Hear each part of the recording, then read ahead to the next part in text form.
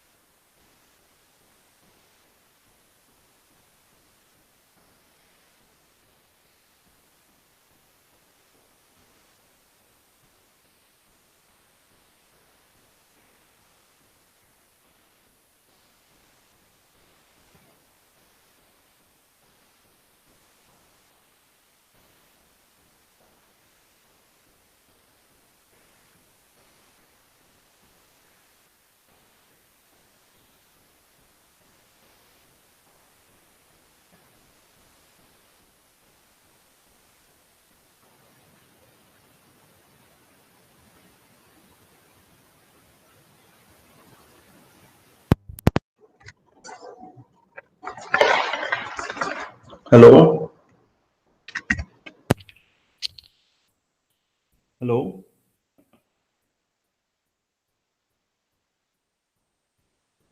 Okay. I hope I'm audible and visible to you people. Yes. ठीक आहे. कदाचित काही इश्यू होता. मी थोडक्यात पुन्हा एकदा रिपीट करतो मी आता जे बोललो ते, जेणेकरून मी काय बोललो ते तुम्हाला समजून यावं. ठीक आहे.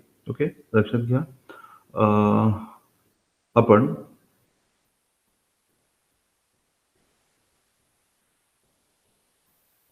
येस आपण भारताच्या इतिहासामध्ये प्राचीन भारत, मध्ययुगीन भारत आणि आधुनिक भारत यांचे एक्झामच्या अनुषंगानं जे जे महत्वाचे घटक आहेत त्या घटकांचा आपण अभ्यास केला होता.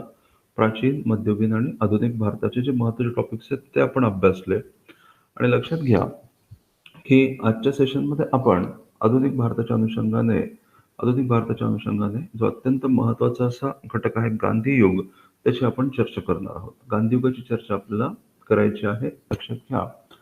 आणि हे करत असताना मी असं म्हणालो की आपल्याकडे उपलब्ध असणारा वेळ आणि उपलब्ध असणारे सेशन्स या दोन्ही गोष्टींचा विचार करून आपण आजच्या आणि उद्याच्या सेशनमध्ये गांधीयुग, गांधीयुगाची चर्चा आपण करणार आहोत. जे महत्त्वाचे टॉपिक्स आहेत, ते महत्त्वाचे टॉपिक्स आपण डिस्कस करूयात. ओके.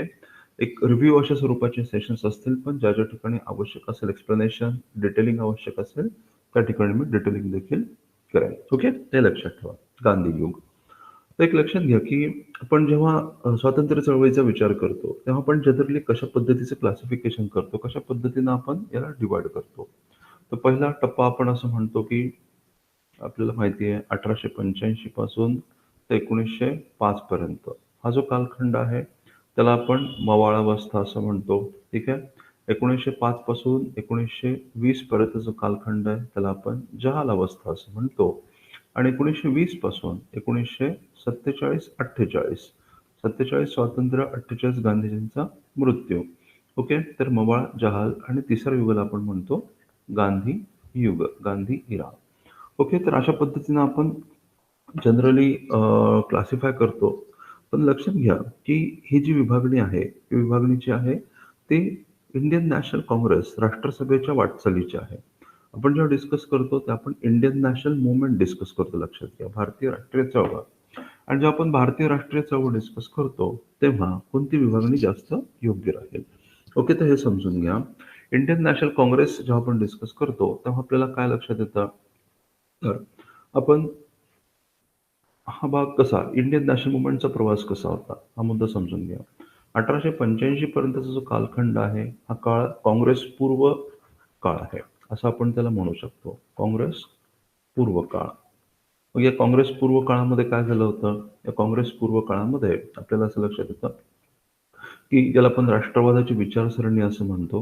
राष्ट्रवादाची विचारसरणी ही रुजायला सुरुवात झाली होती आणि आधुनिक स्वरूपाच्या राजकीय संघटना, ज्यांनी आधुनिक राजकारणाची काय म्हणू आपण त्याला, की पायाभरणी केली, अशा राजकीय संघटना, आधुनिक स्वरूपाच्या राजकीय संघटना, याची सुरुवात झाली. मग याची सविस्तर चर्चा आपण केली होती, तुम्हाला आठवत असेल.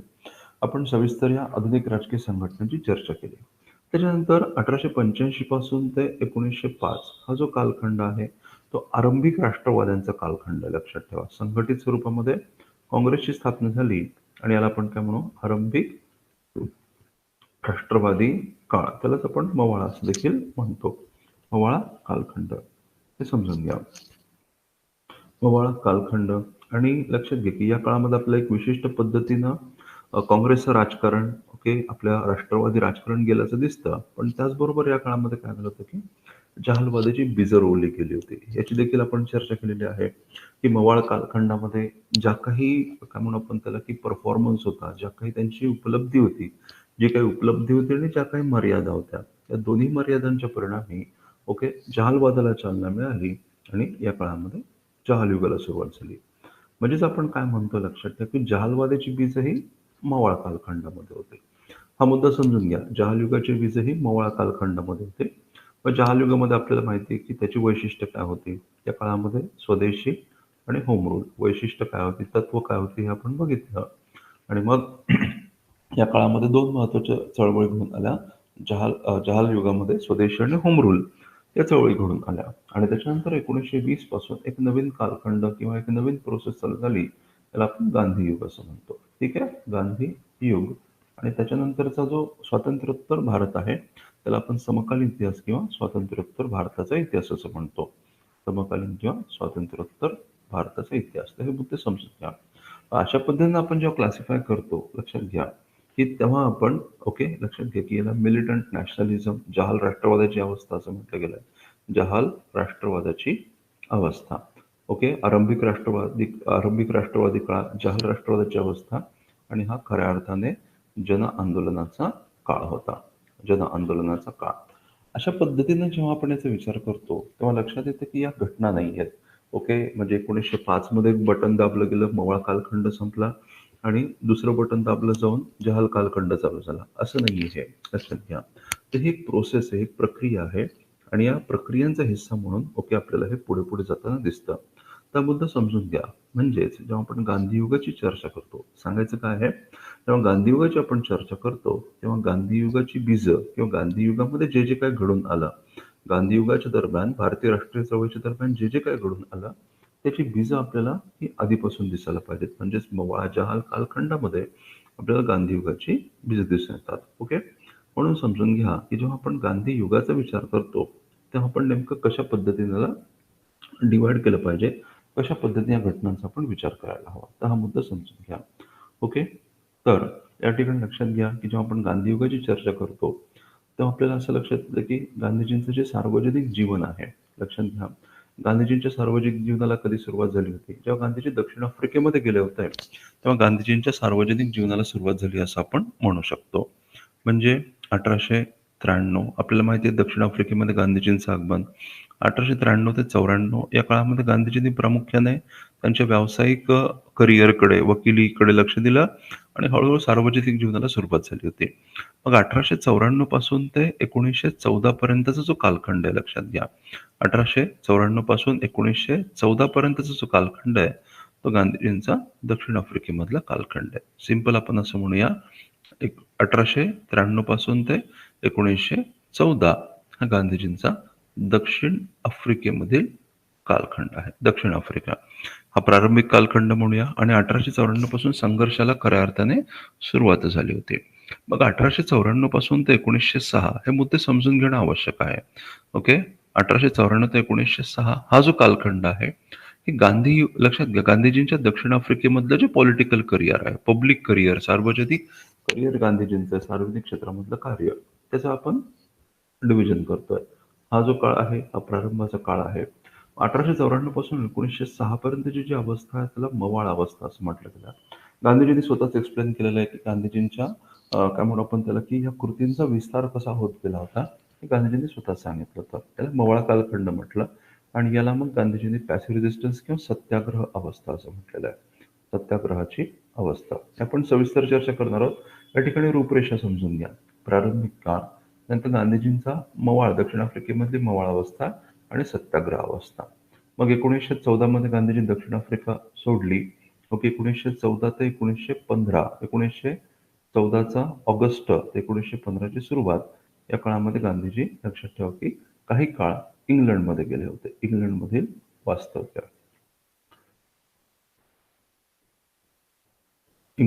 वास्तव्य, आणि 1915च्या सुरुवातीला गांधीजी भारतामध्ये आले असं आपल्याला दिसतं. माहिती आपल्याला 9 जानेवारी 1915 रोजी गांधीजी भारतामध्ये आले.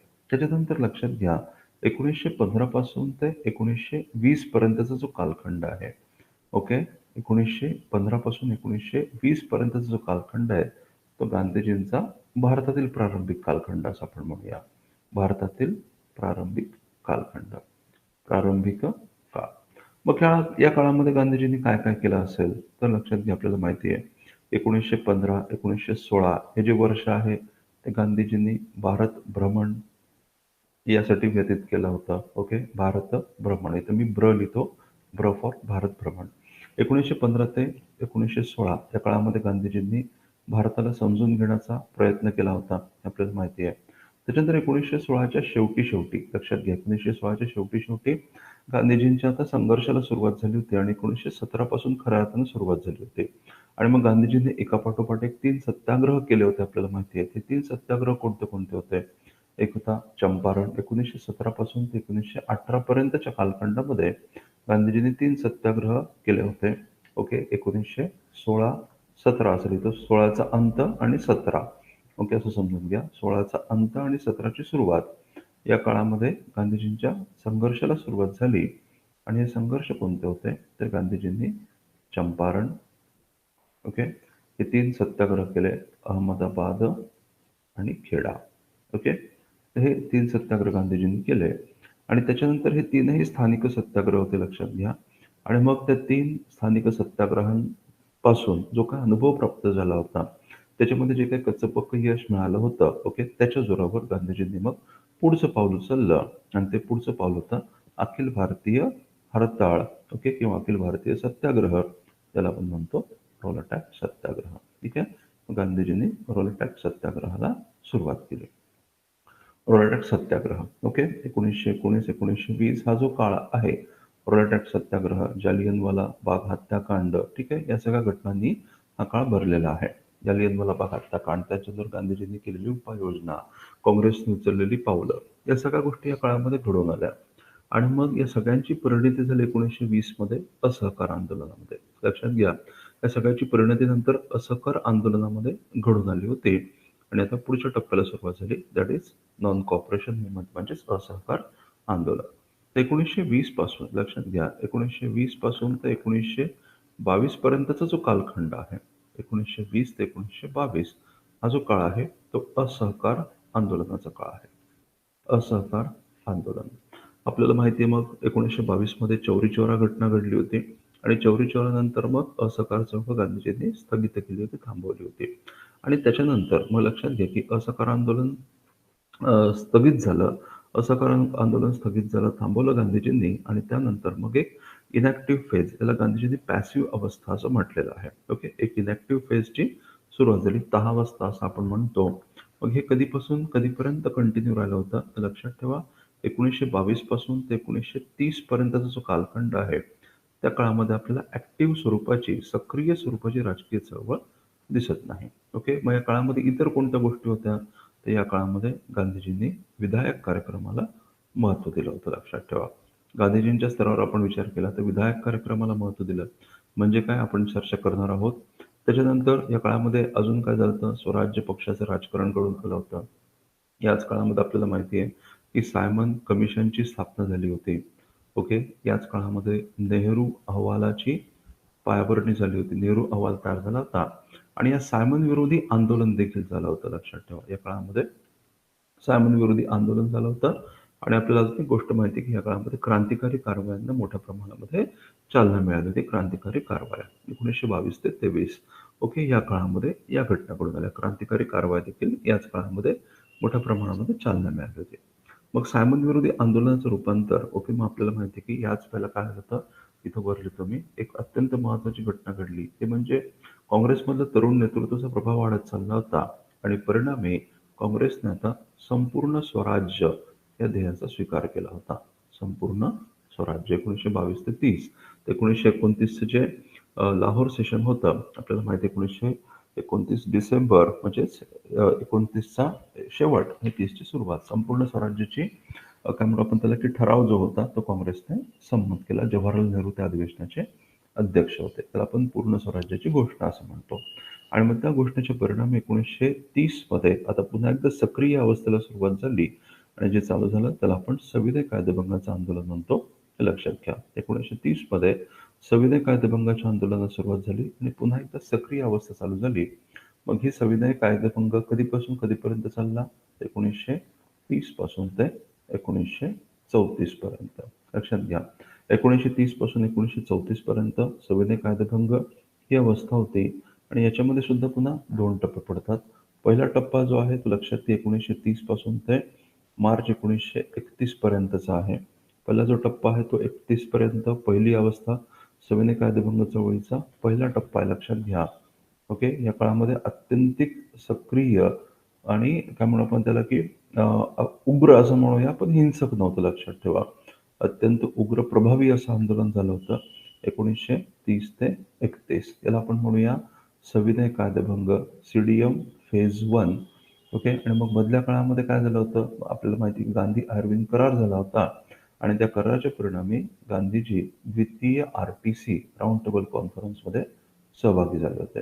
आरटीसी सेकंड, द्वितीय गोलमेज परिषदेमध्ये गांधीजी सहभागी झाले आणि मग त्या परिषदेमध्ये काही फारसं हाती लागलं नाही आणि म्हणून मग गांधीजी परत आले आणि 1932ची सुरुवात, लक्षात, 1932ची सुरुवात पासून ते 1934 एप्रिल 1934 पर्यंत सविनय कायदेभंगाचा दुसरा टप्पा घडून आला होता. ठीक आहे, आता हा संपूर्ण कालखंड जो आहे तो सीडीएम सविनय कायदेभंग चळवळीचा आहे.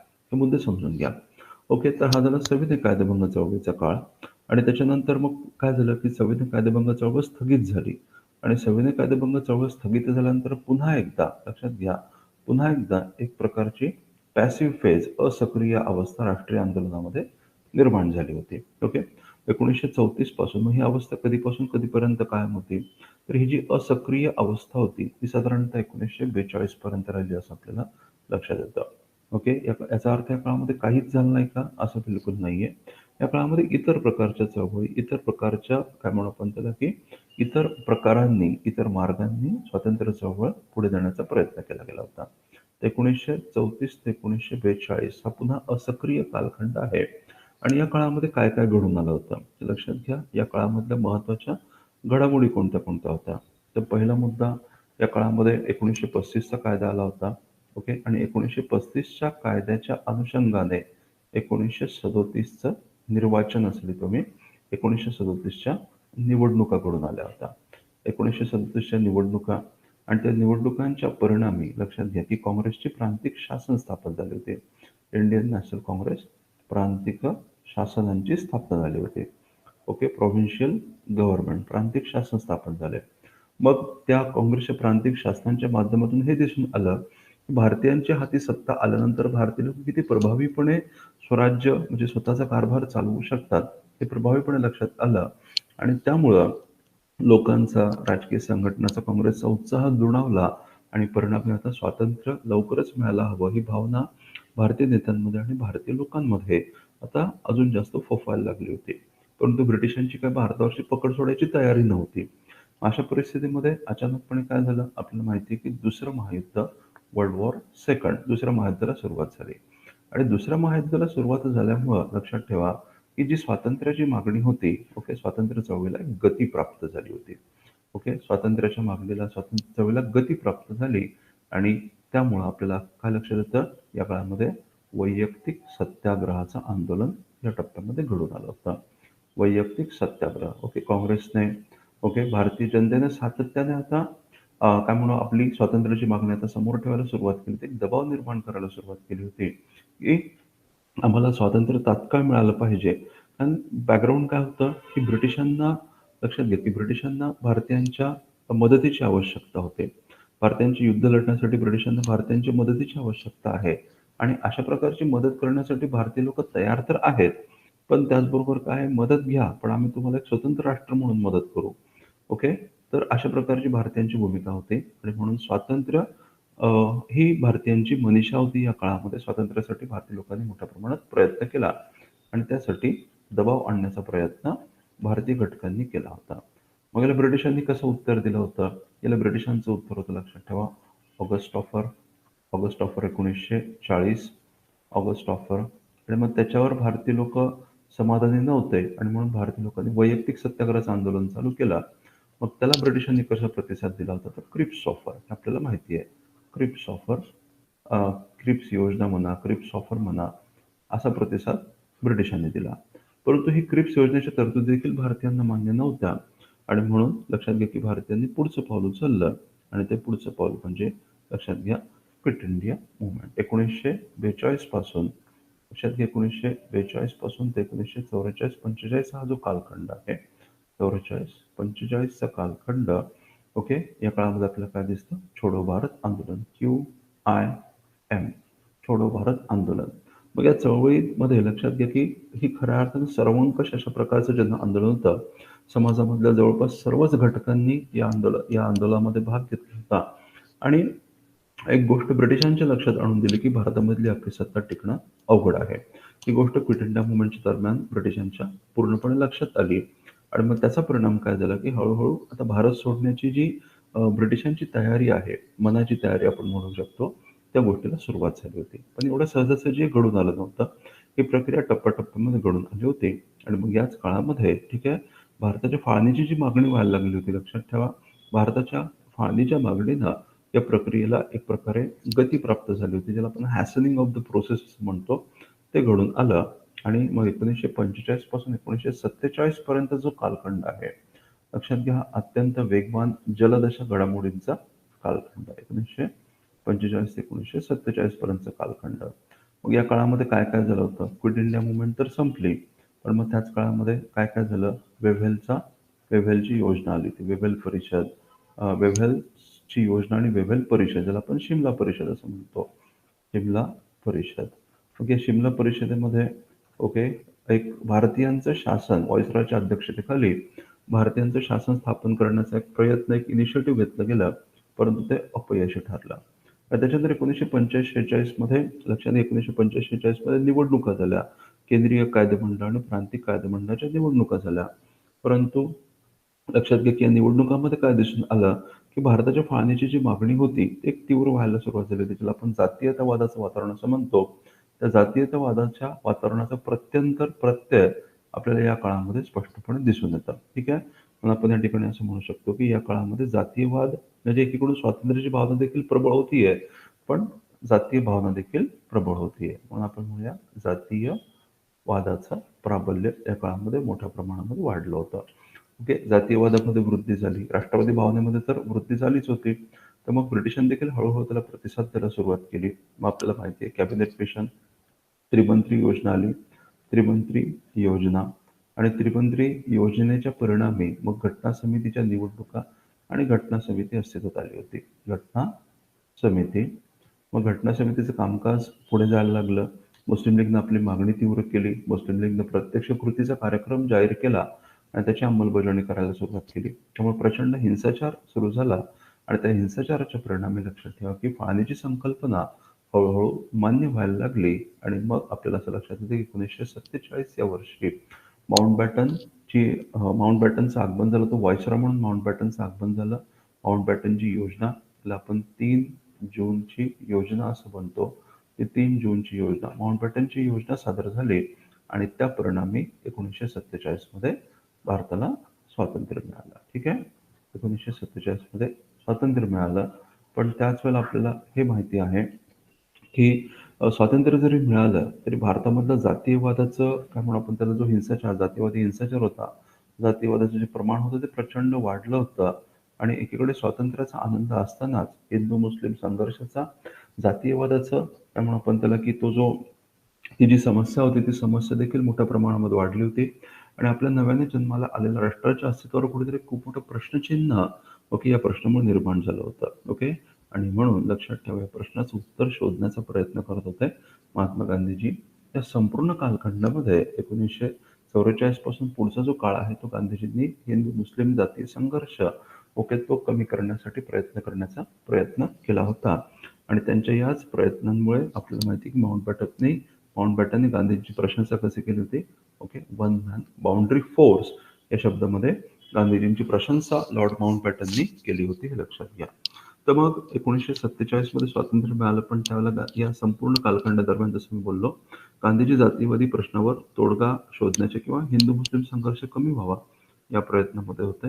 आणि मग याच प्रयत्नांच्या दरम्यान हाच प्रयत्न करत असताना आपल्याला माहिती आहे 1948 मध्ये गांधीजींचा दुर्दैवी मृत्यू घडून आला होता. ठीक आहे. 1948 गांधी युगाचा अंत. ओके. आपण म्हणू शकतो गांधीजींचा मृत्यू झाला म्हणजेच गांधी युगाचा अंत झाला. ओके. लक्षात घ्या, जेव्हा आपण गांधी युग असं म्हणतो तेव्हा मग मला काय सांगायचं आहे, 1920 पासून न बघता आपण हा संपूर्ण प्रवास आपण अभ्यासला पाहिजे. ठीक आहे. हा मुद्दा समजून घ्या. ओके. हा जो संपूर्ण कालखंड आहे हा गांधीजींच्या त्यामुळे आपण त्याला की जडणघडणीचा ओके कालखंड आहे. ओके. तर आता लक्षात घ्या की आता एक महत्त्वाचा मुद्दा मला सांगायचा आहे की भारतीय राष्ट्रीय चळवळीच्या संदर्भामध्ये 1920 पासून पुढच्या काळाला आपण नक्कीच गांधी युग असं म्हणतो. तर या कॉन्टेक्स्टमध्ये हा मुद्दा महत्त्वाचा समजून घ्या की गांधीजींनी एक प्रकारे आपला जो संघर्ष आहे त्याची एक वेगळ्या स्वरूपामध्ये मांडणी करण्याचा प्रयत्न केला होता. म्हणजे काय, गांधीजींचं मत काय आहे की राष्ट्रीय चळवळ जी आहे ती कुठल्या घटना नसून किंवा राष्ट्रीय चळवळीचे टप्पे नसून ते एक प्रक्रिया आहे. आणि ही प्रक्रिया सलग स्वरूपाची आहे, परंतु या प्रक्रियेमध्ये चढ उतार दिसतात. ओके. ही प्रक्रिया आहे, या प्रक्रियेमध्ये चढ उतार आहेत असं गांधीजींचं म्हणणं होतं. उदाहरणार्थ गांधीजींनी लक्षात ठेवा, ही जी असहकार चळवळ, त्याच्यानंतर सविनय कायदेभंगाची चळवळ आणि त्याच्यानंतर छोडो भारत आंदोलन, याला गांधीजींनी संघर्षावस्था असं म्हटलेलं आहे. लक्षात ठेवा. ओके. गांधीजींनी संघर्ष आणि तह अशा पद्धतीने याचं डिव्हिजन केलेलं आहे. आता ही जी असहकार चळवळ आहे त्याला गांधीजींनी संघर्ष अवस्था असं म्हटलं आणि त्याच्यानंतर मग तहावस्था येते. ठीक आहे. मग तहावस्था म्हणजे काय, हा काळ शांततेचा काळ असतो. त्याच्यानंतर पुन्हा संघर्ष अवस्था येते. लक्षात घ्या, पुन्हा एक तहावस्था आली. ठीक आहे. पुन्हा क्विट इंडिया मूव्हमेंट म्हणजे संघर्ष अवस्था आणि या संघर्ष अवस्थेच्या परिणामी अंतिमतः स्वातंत्र्य प्राप्ती, अशा पद्धतीने याला डिव्हाइड करायचा प्रयत्न केला जातो. तर त्या संघर्षावस्थेमध्ये काय करायचं? या संघर्षावस्थेमध्ये साम्राज्यवादाविरुद्ध एक सक्रिय लढा द्यायचा. ओके. पण मग या प्रोसेसमध्ये काय होईल? थोडंसं एक्झॉशन येईल. राष्ट्रीय चळवळ थोडीशी सैलसर अशा प्रकारची होईल. ओके. थोडीशी मंदावेल.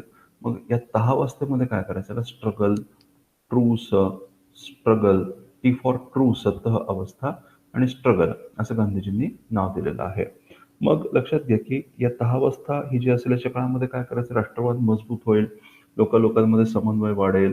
ओके. त्याच्यानंतर संघटनेची पाळंमुळं, राष्ट्रीय संघटनेची पाळंमुळं लोकांमध्ये रुजतील यासाठी प्रयत्न करायचे आणि पुढच्या संघर्षासाठी सिद्ध व्हायचं.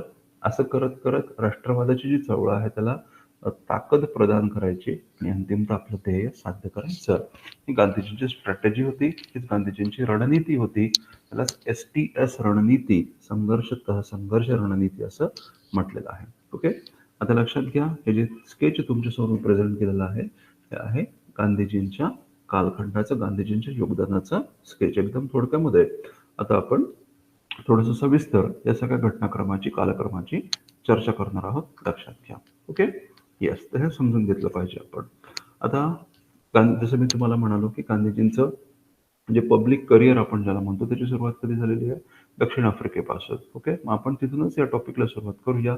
एकदम थोडक्यामध्ये बघूया दक्षिण आफ्रिकेमध्ये गांधीजींनी नेमकं काय काय योगदान दिलं होतं, काय काय घटना घडल्या होत्या, त्या आपण बघूयात आणि त्यानंतर मग भारतामधल्या गांधीजींच्या करिअरचा आपण अभ्यास करूया. पहिल्यांदा आपण बघूया पूर्वपीठिका काय होती, समजून घ्या. पूर्वपीठिका, तर आपल्याला माहिती गांधीजींचा जन्म जो आहे 2 ऑक्टोबर 1869 रोजी झाला होता आणि आज आपण हे सेशन घेतोय. ओके. एक खूप छान योगायोग आहे, कोइन्सिडन्स आहे आणि एक प्रासंगिकत्व आपण ज्याला म्हणतो ते आज खऱ्या अर्थानं आहे. ओके. तर मग 1891 मध्ये गांधीजींनी इंग्लंडमध्ये बॅरिस्टरची पदवी प्राप्त केली होती आणि मग त्याच्यानंतर भारतामध्ये येऊन गांधीजींनी व्यवसाय करण्याचा प्रयत्न केला, वकिली व्यवसाय करण्याचा प्रयत्न केला, पण त्यामध्ये गांधीजींना काय फारसं यश प्राप्त झालं नाही. आणि मग त्या परिणामी 1893 मध्ये ओके त्यांच्या भावाच्या मध्यस्थीने दक्षिण आफ्रिकेमधले भारतीय व्यापारी होते दादा अब्दुल्ला नावाचे आणि दादा अब्दुल्लांचं वकिली काम त्यांना मिळालं. कायदेशीर सल्लागार म्हणून गांधीजींचं दक्षिण आफ्रिकेमध्ये आगमन झालं होतं. ठीक आहे. त्या ठिकाणी दादा अब्दुल्ला हे नाव लक्षात ठेवा. ओके. आणि मग गांधीजी मे 1893 मध्ये डर्बन येथे गांधीजींचं आगमन झालं होतं. तर हा तुमचा MCQ असेल, लक्षात ठेवा.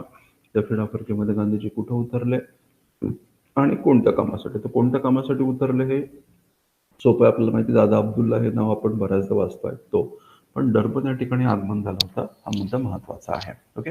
तर मग लक्षात घ्या, की एप्रिल 1893 मध्ये दादा अब्दुल्लांच्या वकिली व्यवसायाच्या कामासाठी म्हणून ओके गांधीजींनी डर्बन या ठिकाणी आगमन केलं होतं दक्षिण आफ्रिकेमध्ये. पण डर्बनमध्ये आल्यानंतर आता लक्षात घ्या, की जेव्हा गांधीजी डर्बनमध्ये पोहोचले तर दक्षिण आफ्रिकेमधली कंडिशन नेमक्या कशा प्रकारची होती? ऑफकोर्स दक्षिण आफ्रिकेमधले सामाजिक घटक, ती स्थिती काय होती ते समजून घ्या, की दक्षिण आफ्रिकेमध्ये कोणत्या कोणत्या प्रकारचे समुदाय राहत असत. एक समुदाय होता युरोपीय समुदाय. ओके. लक्षात ठेवा. दक्षिण आफ्रिकेमधली स्थिती काय होती? दक्षिण आफ्रिकेमध्ये युरोपियन समुदायाचं वास्तव्य होतं. मग युरोपियन समुदायामध्ये कोण कोण होते? तर प्रामुख्याने 2 घटक आपण बघूया. एक घटक होता ब्रिटिश, जे की त्या ठिकाणचे शासनकर्ते होते, राज्यकर्ते होते. म्हणजे सर्वात प्रभावी घटक जर कोणता असेल तर तो युरोपियन समुदायामधला ब्रिटिश समुदाय, जे की शासनकर्ते होते. आणि इतर युरोपियन समुदायांमध्ये प्रामुख्याने कुणाचं उदाहरण घेतलं जातं? डच शेतकऱ्यांचं उदाहरण घेतलं जातं. Dutch okay. ते या बहुतांश डच लोकांनी शेतकरी व्यवसाय अंगीकारला होता आणि त्या ठिकाणचे लक्षात घ्या, हे बोर शेतकरी या नावानं ओळखले जात असत. या ठिकाणचे डच शेतकरी हे बोर शेतकरी नावानं ओळखले जात असत, लक्षात ठेवा. हे झालं युरोपियन समुदायाचं. ओके. त्याच्यानंतर दुसरा समुदाय कोणता असेल? ऐतद्देशीय समुदाय, लोकल कम्युनिटीज. ओके. दक्षिण आफ्रिकेमध्ये मूळ लोक, ऐतद्देशीय घटक, जसं की त्या ठिकाणच्या आदिवासी जमाती. आणि या संदर्भामध्ये एक उदाहरण महत्वाचं आहे, झुलू जमात. झुलू जमात याचा संदर्भ आपल्याला नंतर येईल, लक्षात ठेवा. झुलू जमात नावाची एक आदिवासी जमात त्या ठिकाणी प्रॉमिनंट होते. अशा अनेक जमाती होत्या. झुलू जमात संदर्भ आपल्यासाठी महत्वाचा म्हणून हे उदाहरण दिलं. आणि त्याच्यानंतर लक्षात घ्या, की तिसरा घटक होता तो म्हणजे स्थलांतरित. ओके. स्थलांतरित. आणि या स्थलांतरितांमध्ये लक्षात ठेवा, की जास्तीत जास्त भरणा कोणाचा होता? भारतीय घटकांचा होता. साहजिकच का होता भारतीय घटकांचा भरणा? का होता? कारण भारत ही देखील ब्रिटिशांची वसाहत आहे आणि दक्षिण आफ्रिका सुद्धा ब्रिटिशांची वसाहत आहे. त्यामुळे स्थलांतर करणं हे सोपं होतं. पण मग मुळात प्रश्न निर्माण होतो, की भारतीय लोकांनी स्थलांतर का केलं असेल? तर स्थलांतर करण्याचं कारण काय होतं आपल्याला माहिती होतं की ब्रिटिश काळामध्ये, लक्षात घ्या, ब्रिटिश काळामध्ये भारतीय अर्थव्यवस्था पूर्णपणे नागवली गेली होती. ओके. जवळपास काय म्हणू आपण त्याला, की अर्थव्यवस्थेचं पूर्णपणे खच्चीकरण झालं होतं आणि भारतीय अर्थव्यवस्थेच्या काय म्हणू आपण त्याला, की भारतीय अर्थव्यवस्थेचं खच्चीकरण होऊन ब्रिटिश अर्थव्यवस्थेला प्रमोट केलं मोठ्या प्रमाणामध्ये जात होतं. त्यामुळे भारतामधल्या रोजगाराच्या संधी कमी झाल्या होत्या. ठीक आहे.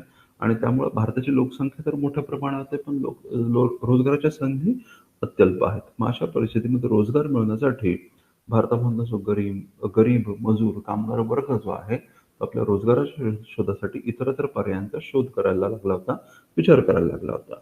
मग अशा परिस्थितीमध्ये ब्रिटिशांनीच लक्षात ठेवा, अशा प्रकारच्या मायग्रेशनला, अशा प्रकारच्या स्थलांतराला प्रोत्साहन दिलं. का? पण ब्रिटिशांच्या वसाहती सिंगापूरमध्ये होत्या, मलेशियामध्ये होत्या, त्याच्यानंतर ब्रिटिशांच्या वसाहती दक्षिण आफ्रिकेमध्ये होत्या आणि या ठिकाणी अनेक ब्रिटिशांनी काय म्हणू आपण त्याला, की मळे विकत घेऊन त्या ठिकाणी वेगळं उत्पादन घ्यायला सुरुवात केली होती. मळेवाले आपण म्हणूया त्यांना. मळेवाले असतील, इतर उद्योगधंदे असतील, इतर प्रकारची कामं असतील आणि या गोष्टींसाठी त्यांना स्वस्त मजुरांची आवश्यकता होती. स्वस्त मजुरांची त्यांना आवश्यकता होती आणि स्वस्त मजूर त्यांना कुठून भेटायचे? भारतीयांमधून भेटायचे. आणि म्हणून लक्षात ठेवा, की ब्रिटिश कंत्राटदार भारतामध्ये यायचे आणि भारतामधून हे स्वस्त मजूर ओके घेतले जायचे. त्यांच्यासोबत कंत्राट केले जायचे आणि कंत्राटावर त्यांना त्या ठिकाणी नेऊन त्या ठिकाणी बसवलं जायचं आणि त्यांच्याकडून कामं करून घेतली जायची. ठीक आहे. अशा पद्धतीने हे मोठ्या प्रमाणामध्ये स्थलांतर झालं होतं. मग जे स्थलांतरित भारतीय होते ते मुळातच लक्षात ठेवा, की ते काय खूप चांगल्या कंडिशनमधले, खूप चांगल्या आर्थिक स्थितीमधले होते, अशातला भाग नाहीये. ते मुळातच मोलमजुरी करण्यासाठी गेलेले गरीब कामगार होते. आता हे जे भारतीय होते त्यांचं पुन्हा वर्गीकरण कसं केलं जातं हे समजून घ्या. हे जे भारतीय होते त्यांचं पुन्हा वर्गीकरण कसं केलं जातं? कामगार, ठीक आहे, कामगार आणि या यांच्या काय म्हणू आपण त्याला, की गरजा पूर्ण करण्यासाठी त्या ठिकाणी गेलेले व्यापारी. हे मुद्दे समजून घ्या. कामगारामध्ये पुन्हा 2 प्रकार आपल्याला दिसतात. एक म्हणजे कंत्राटी कामगार, ज्यांना कॉन्ट्रॅक्च्युअल लेबरर्स असं म्हटलं जातं आणि दुसरं म्हणजे बेकंत्राटी कामगार, म्हणजे ज्यांची कंत्राटं संपून गेलेली आहेत. परंतु आता हे कॉन्ट्रॅक्टवर नेले जायचे त्या ठिकाणी. पण आता कंत्राट संपल्यानंतर ते विचार करायचे, की भारतात परत जाऊन काय साध्य होणार आहे, म्हणून ते तिथेच राहायचे. ठीक आहे. आणि मग त्यांना बेकंत्राटी कामगार, ओके, कंत्राटी कामगार इंग्रजीमध्ये इंडेंचर्ड लेबरर्स असं म्हटलं, बेकंत्राटी कामगारांना एक्स इंडेंचर्ड लेबरर्स असं म्हटलं. आणि मग त्यांच्या ज्या काही गरजा असतील त्या पूर्ण करण्यासाठी त्या ठिकाणी गेलेले भारतीय व्यापारी. त्याच्यामध्ये सुद्धा लक्षात ठेवा, गुजरात आणि केरळच्या व्यापाराचं प्रमाण जास्त. गुजरात, केरळ, दक्षिण भारतामधल्या व्यापाऱ्यांचं प्रमाण जास्त होतं. अशा पद्धतीने हे डिव्हिजन केलं जायचं. ओके, लक्षात घ्या.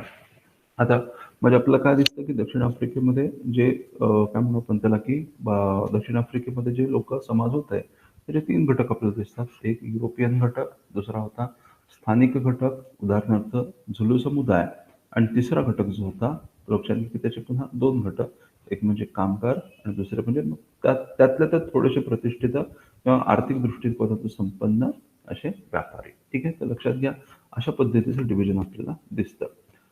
मग आता हे जे कामगार असतात, ओके, कामगार किंवा ओव्हरऑल भारतीय, त्यांना ब्रिटिश लोक अत्यंत अपमानाने वागवत असत. ओव्हरऑल भारतीय लोकांना अत्यंत अपमानास्पद अशा प्रकारची वागणूक दिली जात असे.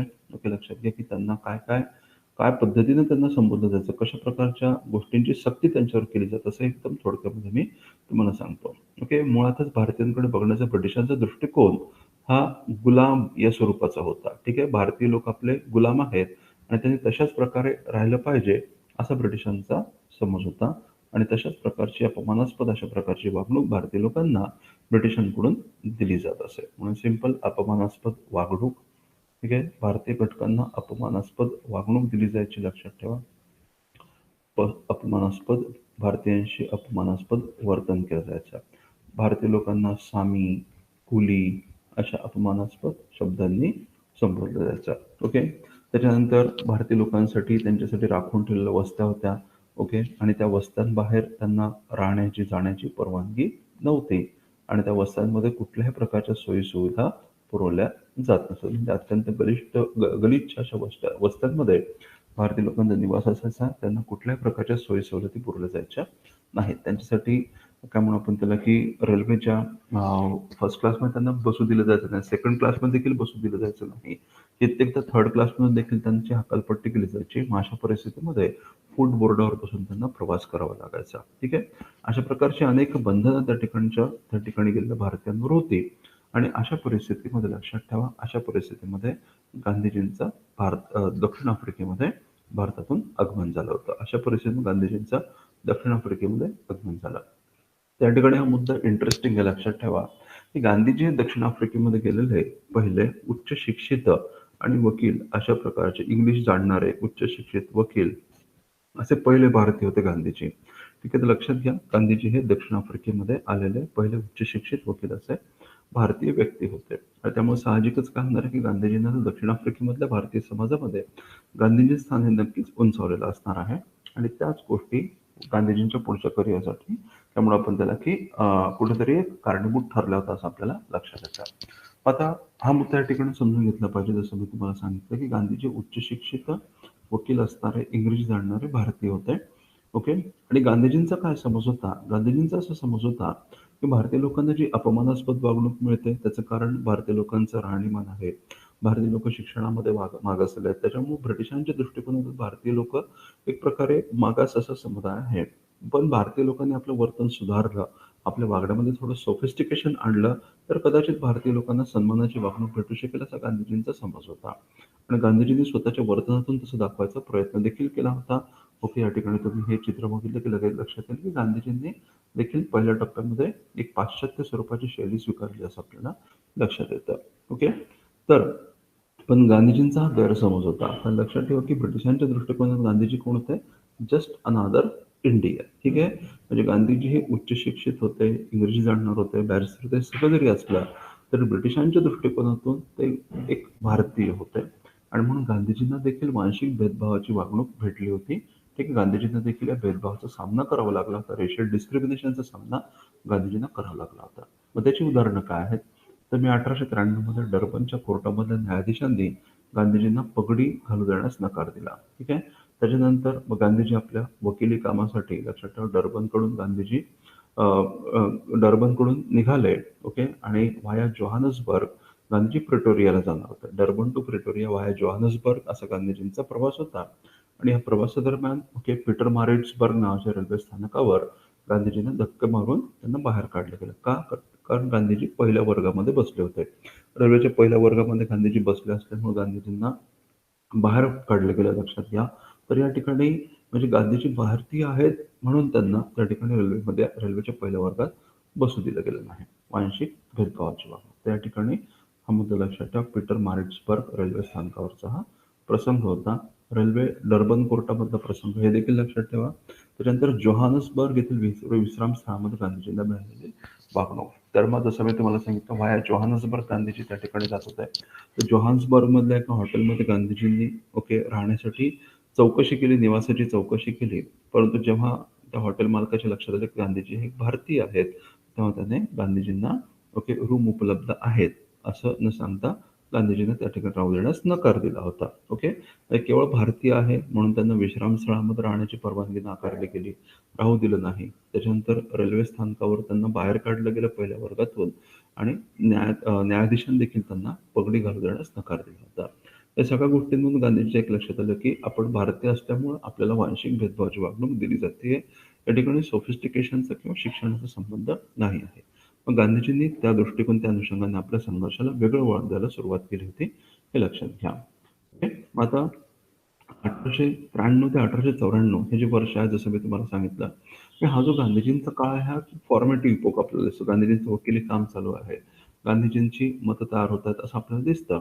आणि मग 1894 मध्ये झालं काय होतं, गांधीजींचं वकिली काम संपलं. ज्या गोष्टीसाठी गांधीजी आले होते ती असाइनमेंट संपली आणि गांधीजी परत जाण्यासाठी निघाले. ओके. परंतु त्याच वेळेला ओके दक्षिण आफ्रिकेमध्ये जो नाताळ नावाचा प्रांत होता, त्या ठिकाणच्या प्रांतिक कायदेमंडळाने ओके एक निर्नागरीकरणाचा कायदा, डिसफ्रांचाइजमेंट बिल आणलं होतं. निर्नागरीकरण या कायद्याच्या अनुषंगाने, कायद्याच्या तरतुदी अंतर्गत या भागामध्ये राहणाऱ्या भारतीयांना नागरिकत्वाचे जे मूलभूत अधिकार असतील ते देखील नाकारले जाणार होते. त्यात नाताळ डिसफ्रांचाइजमेंट बिल 1894 असं म्हटलं गेलं. ठीक आहे. गांधीजी परत जायला निघालेत आणि त्याच दरम्यान नाताळ कायदेमंडळाने हे बिल आणलं होतं. ओके. मग गांधीजींना जी फेअरवेल पार्टी देण्यात आली होती, ओके, त्या फेअरवेल पार्टीमध्ये गांधीजींनी या बिलाबद्दल आपले वक्तव्य केले. त्या ठिकाणी राहणाऱ्या भारतीय लोकांपुढे काय वाढवून ठेवलेलं आहे याचा गांधीजींनी इशारा दिला. मग त्यावेळेला त्या ठिकाणच्या भारतीय लोकांनी गांधीजींना विनंती केली की गांधीजींनी त्यांचा संघर्ष कंटिन्यू करावा. कारण का की अशा प्रकारचे संघर्ष लढायचे कसे, मागण्या कशा फॉर्म्युलेट करायच्या, गव्हर्नमेंट समोर कसं सादर व्हायचं याचं नॉलेज त्यांना नव्हतं. ओके, म्हणून त्यांनी गांधीजींना विनंती केली. गांधीजींनी ही विनंती मान्य केली आणि गांधीजींच्या दक्षिण आफ्रिकन संघर्षाला आता खऱ्या अर्थाने सुरुवात झाली असं आपण म्हणू शकतो. ओके, तर हे मुद्दे समजून घ्या.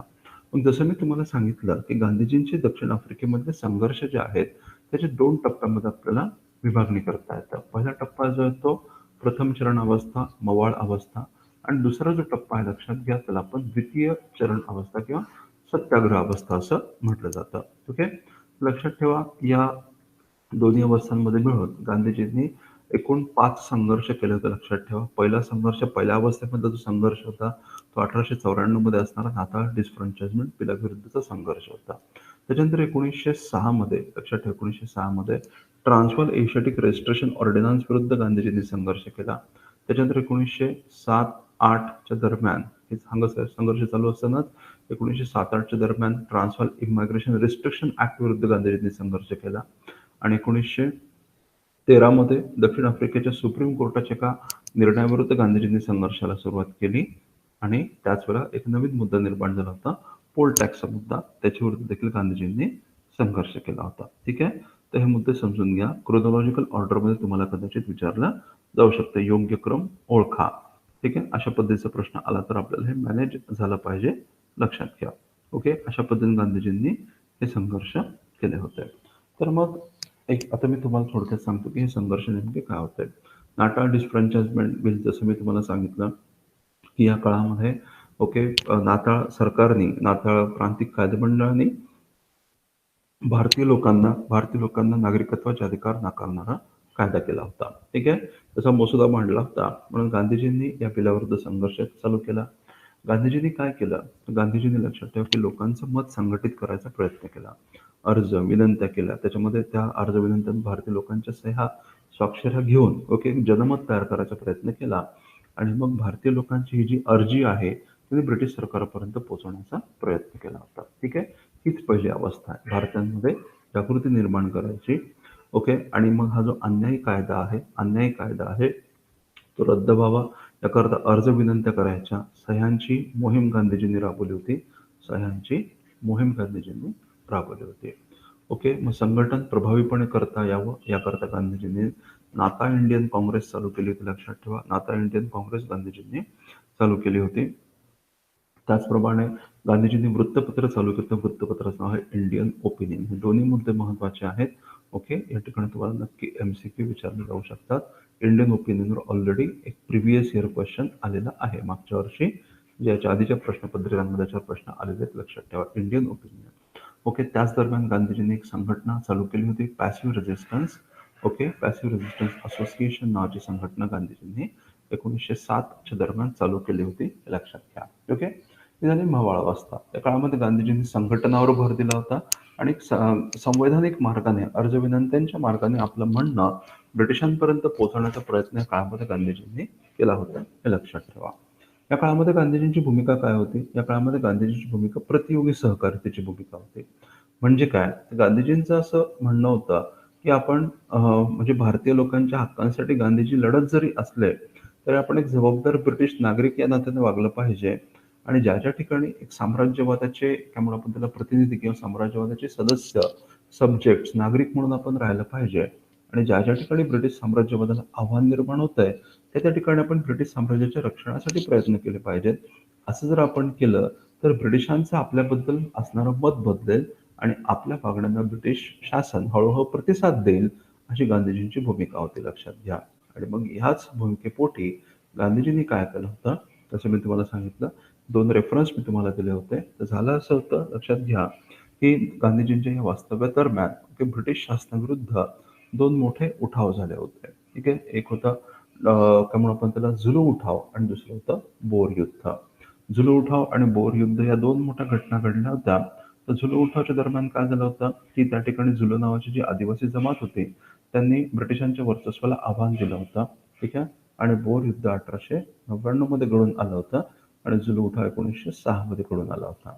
तर बोर युद्ध डच त्या ठिकाणच्या शेतकऱ्यांनी ब्रिटिश शासकांना विरोध करायला सुरुवात केली होती आणि झुलू आदिवासींनी लक्षात ठेवा त्यांच्या नेत्याचं नाव होतं बोंबाथा. बोंबाथा या नेत्याच्या नेतृत्वाखाली झुलू आदिवासींनी ब्रिटिशांच्या वर्चस्वाला आव्हान द्यायला सुरुवात केली होती बोंबाथा.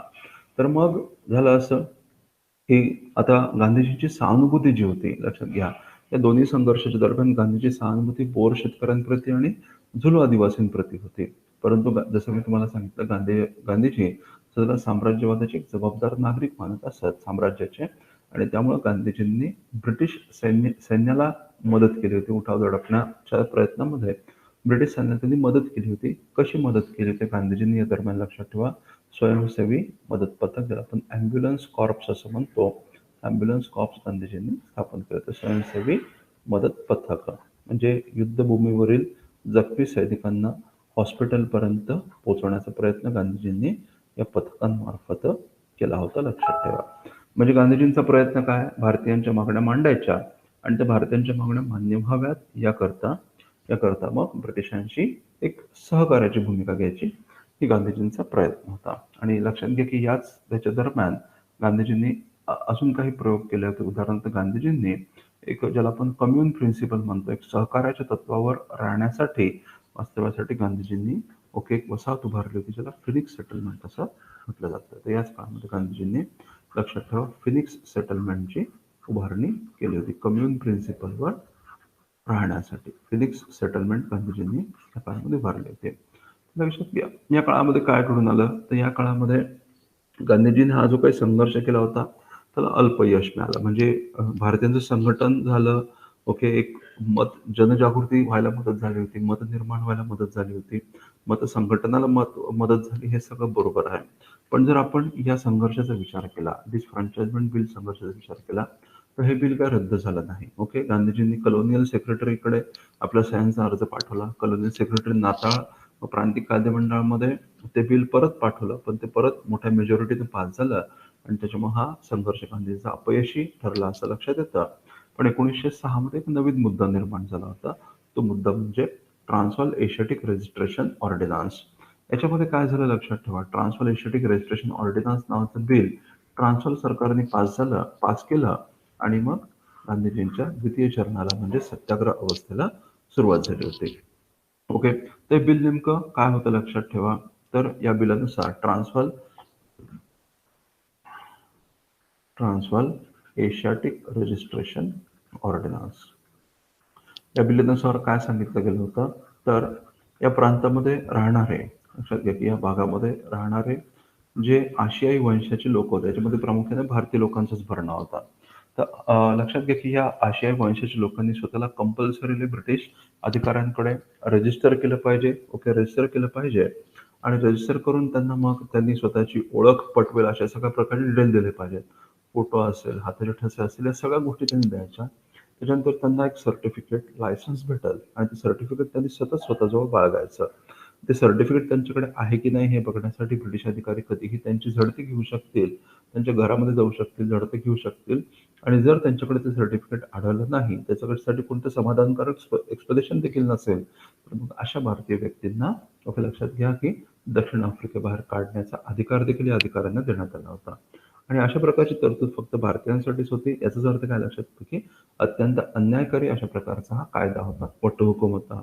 म्हणून गांधीजींनी या कायद्याविरुद्ध संघर्ष करायचा निर्णय घेतला आणि हा संघर्ष कशा स्वरूपामध्ये केला तर गांधीजींनी आपल्या अनुयायांना हा सल्ला दिला की त्यांनी कुठल्याही परिस्थितीमध्ये लक्षात ठेवा कुठल्याही परिस्थितीमध्ये रजिस्ट्रेशन करायचं नाही. नोंदणी करण्यास नकार दिला. सत्याग्रहाचं स्वरूप काय होतं गांधीजींनी सत्याग्रह चालू केला आणि सत्याग्रहाचं स्वरूप काय होतं नोंदणी करण्यास नकार.